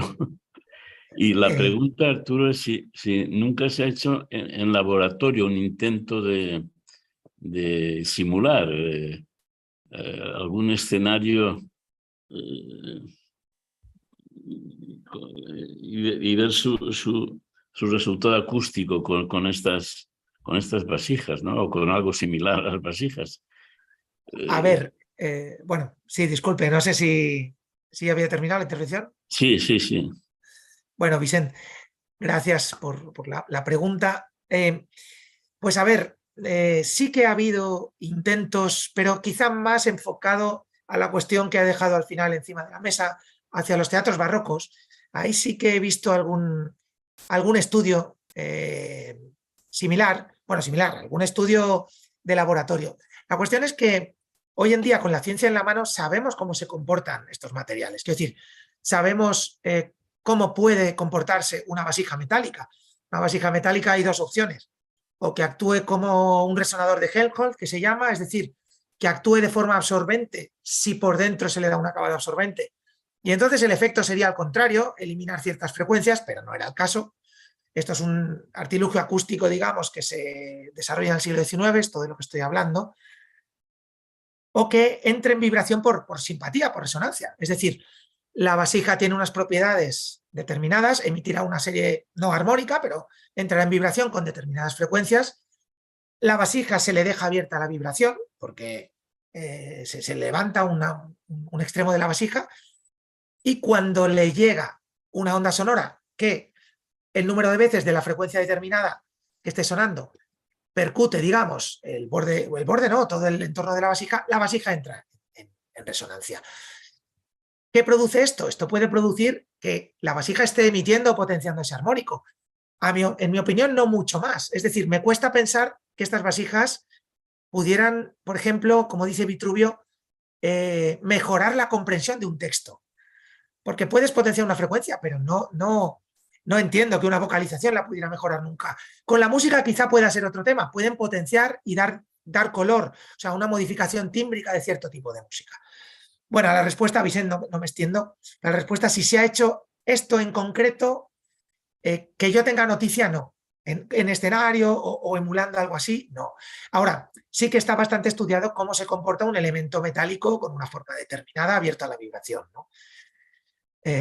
Bueno, hasta ahí la respuesta. Si continuamos hablando de cualquier tema, pues me extiendo más. Gracias. Gracias. Muchas gracias, Arturo. ¿Alguna pregunta más? Yo voy a lanzar una idea en el aire, que ahora se me ocurre. Yo trabajo en ciencia de los materiales, pero en ciencia de nanomateriales. Y ahí trabajamos en muy pequeño. Y una cosa que estudiamos mucho son los llamados fonones. Que un fonón es la partícula del sonido. Es decir, tú cuando un material lo perturbas, esa perturbación empieza a vibrar y se llama fonón porque es lo mismo que ocurre en el aire, es una vibración. Igual, si pudiésemos escuchar esa frecuencia podríamos oírla, pero los seres humanos no podemos. Entonces, claro, se me ocurre que a lo mejor dentro de la física de los materiales, nanomateriales, se pudiese hacer la simulación. Coger una estructura de nanohilos, convertirla en un teatro romano, hacer varias... O sea, se puede hacer y sería un experimento interesante. Así que gracias por la idea. Bueno, yo ahí, claro, hasta que has dicho de hilos y un nanoteatro, ahí le seguía a Ali. A partir de ahí ya creo que queda más en su tejado que en el mío. En cualquier caso, estamos en contacto, que siempre es interesante Por supuesto, compartir ideas. Y una inspiración, muchísimas gracias. Nada, a vosotros y un placer haber estado aquí. Perfecto. Y ahora ya, si no hay ninguna pregunta más, damos clausura al Congreso Mediterráneo Música y Ciencia. Generalmente la tradición que llevamos estos 2 años es darle la palabra a María Colomer Paché, presidenta de Ciència del Mediterrani y quien ha acogido siempre este congreso dentro del festival. Un evento anual que por tercera vez ha acogido el Congreso, como he dicho. No obstante, la señora María no ha podido venir hoy. Sin embargo, para conservar la tradición nos ha mandado un vídeo como clausura del Congreso. Por favor, si lo podemos visualizar. Buenas tardes. La verdad es que desde Música del Mediterrani lo que quiero transmitir es nuestro agradecimiento por contar con la Asociación Ciudadana Música del Mediterrani para poder hacer este cierre de estas jornadas tan interesantes. La verdad es que este tercer Congreso Mediterráneo de Música y Ciencia va cobrando cada vez más sentido y va teniendo una estabilidad y unas vías de continuidad muy importantes. De hecho, lo demuestran todos los trabajos de las mesas que se han llevado a cabo a lo largo de la jornada, debatiendo temas tan interesantes como, sobre todo, fundamentalmente, la cuestión del acceso y la equidad en los recursos, tanto a nivel cultural como en concreto en este caso de la música, desde la música y la ciencia. Es poder contar y poder pensar en algo tan importante, un recurso tan importante a nivel artístico como es la música y tan fundamental en el Mediterráneo, que pueda vincularse con la ciencia y sobre todo desde una mirada de innovación, tanto tecnológica como innovación de nuevas maneras de hacer y nuevas metodologías artísticas, co-creativas y colaborativas, es fundamental. Y poder darle una continuidad a todo esto, que es no solo por una parte la formación, y también por otra parte el acceso a todo eso que permite esa formación, porque no solamente es la formación académica, sino también son los instrumentos necesarios para llevar a cabo esa formación. En ese sentido, bueno, pues la verdad es que yo me sumo a felicitar a este tercer congreso, que además, bueno, que cuenta con una colaboración tan inestimable como son las dos universidades, tanto la de Valencia como la de Sarajevo, y con el apoyo y el patrocinio de las instituciones valencianas e instituciones mediterráneas. La verdad es que desde Mostra Viva, como asociación ciudadana preocupada e interesada por la cultura, por el intercambio y por el desarrollo de la cultura en el Mediterráneo, nos felicitamos de que eventos de estas características, organizados desde la Fundación de Asamblea Ciudadanos y Ciudadanas del Mediterráneo, se lleven adelante. Por supuesto, Mostra Viva siempre va a estar al lado. Muchísimas gracias. Gracias a usted, María, y por último, Vicent, como presidente de la Fundación ACM. Nos encantaría escuchar unas palabras de usted para cerrar el Congreso. Muchas gracias, Ali. En realidad no tengo muchas cosas que decir, excepto después de esta jornada intensa, manifestar mi agradecimiento a todos los que han participado con intervenciones que completan un mosaico de visiones sobre el tema del Congreso. Desde la producción de materiales hasta la transformación y el uso de esos materiales como elementos necesarios para el hecho musical. Personalmente me han encantado muchas las intervenciones en singular, digamos por mi propia naturaleza y formación. No soy músico, pero sí hijo de músicos y he vivido esa experiencia de la creación y la ejecución de la música. Y escuchando muchas de las intervenciones me han devuelto a mis sentimientos interiores en relación con con la música y el hecho musical. Por lo tanto, agradecimiento enorme a todos los participantes, a todos los ponentes. Desear que lo que hoy hemos escuchado y visto como elementos de ese fenómeno donde se conjugan la música y la ciencia, pueda tener continuidad. Y por lo tanto, manifestar el deseo, la voluntad de la Fundación Asamblea de Ciudadanos y Ciudadanas del Mediterráneo de seguir impulsando este congreso y avanzar hacia la 4ª edición, que sin lugar a dudas tendrá algunos hechos misteriosos como los que hemos escuchado hoy, puesto que la ciencia tiene una parte de misterio y la música también, porque son fenómenos humanos.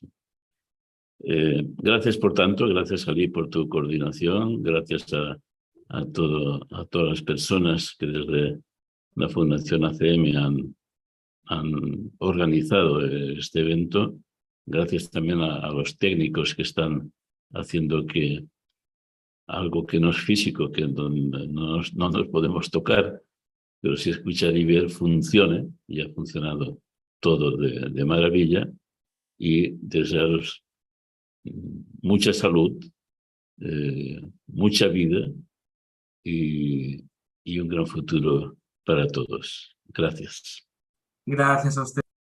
Gracias a usted y a todos los participantes. Y por último, agradecer a todas las instituciones que han estado implicadas en el desarrollo de este evento, como hemos mencionado al principio, a la Fundación Asamblea de Ciudadanos del Mediterráneo, por supuesto, y a sus círculos de Sarajevo, de Nador y de Nicosia, pero también a la Mostra Viva del Mediterráneo, y asimismo agradecemos a la Generalitat Valenciana, a la Fundación Atelier Memorial Ayacucho College, al Instituto Valenciano de Cultura, al Ayuntamiento de Valencia, al Instituto López Piñero de la Universidad de Valencia, a la Facultad de Ciencias Puras y Matemáticas de la Universidad de Sarajevo, a la Federación de Sociedades Musicales de la Comunidad Valenciana y al Círculo Hispanoárabe CIJAR. Gracias a todos por venir al Congreso. Esta ha sido la 3ª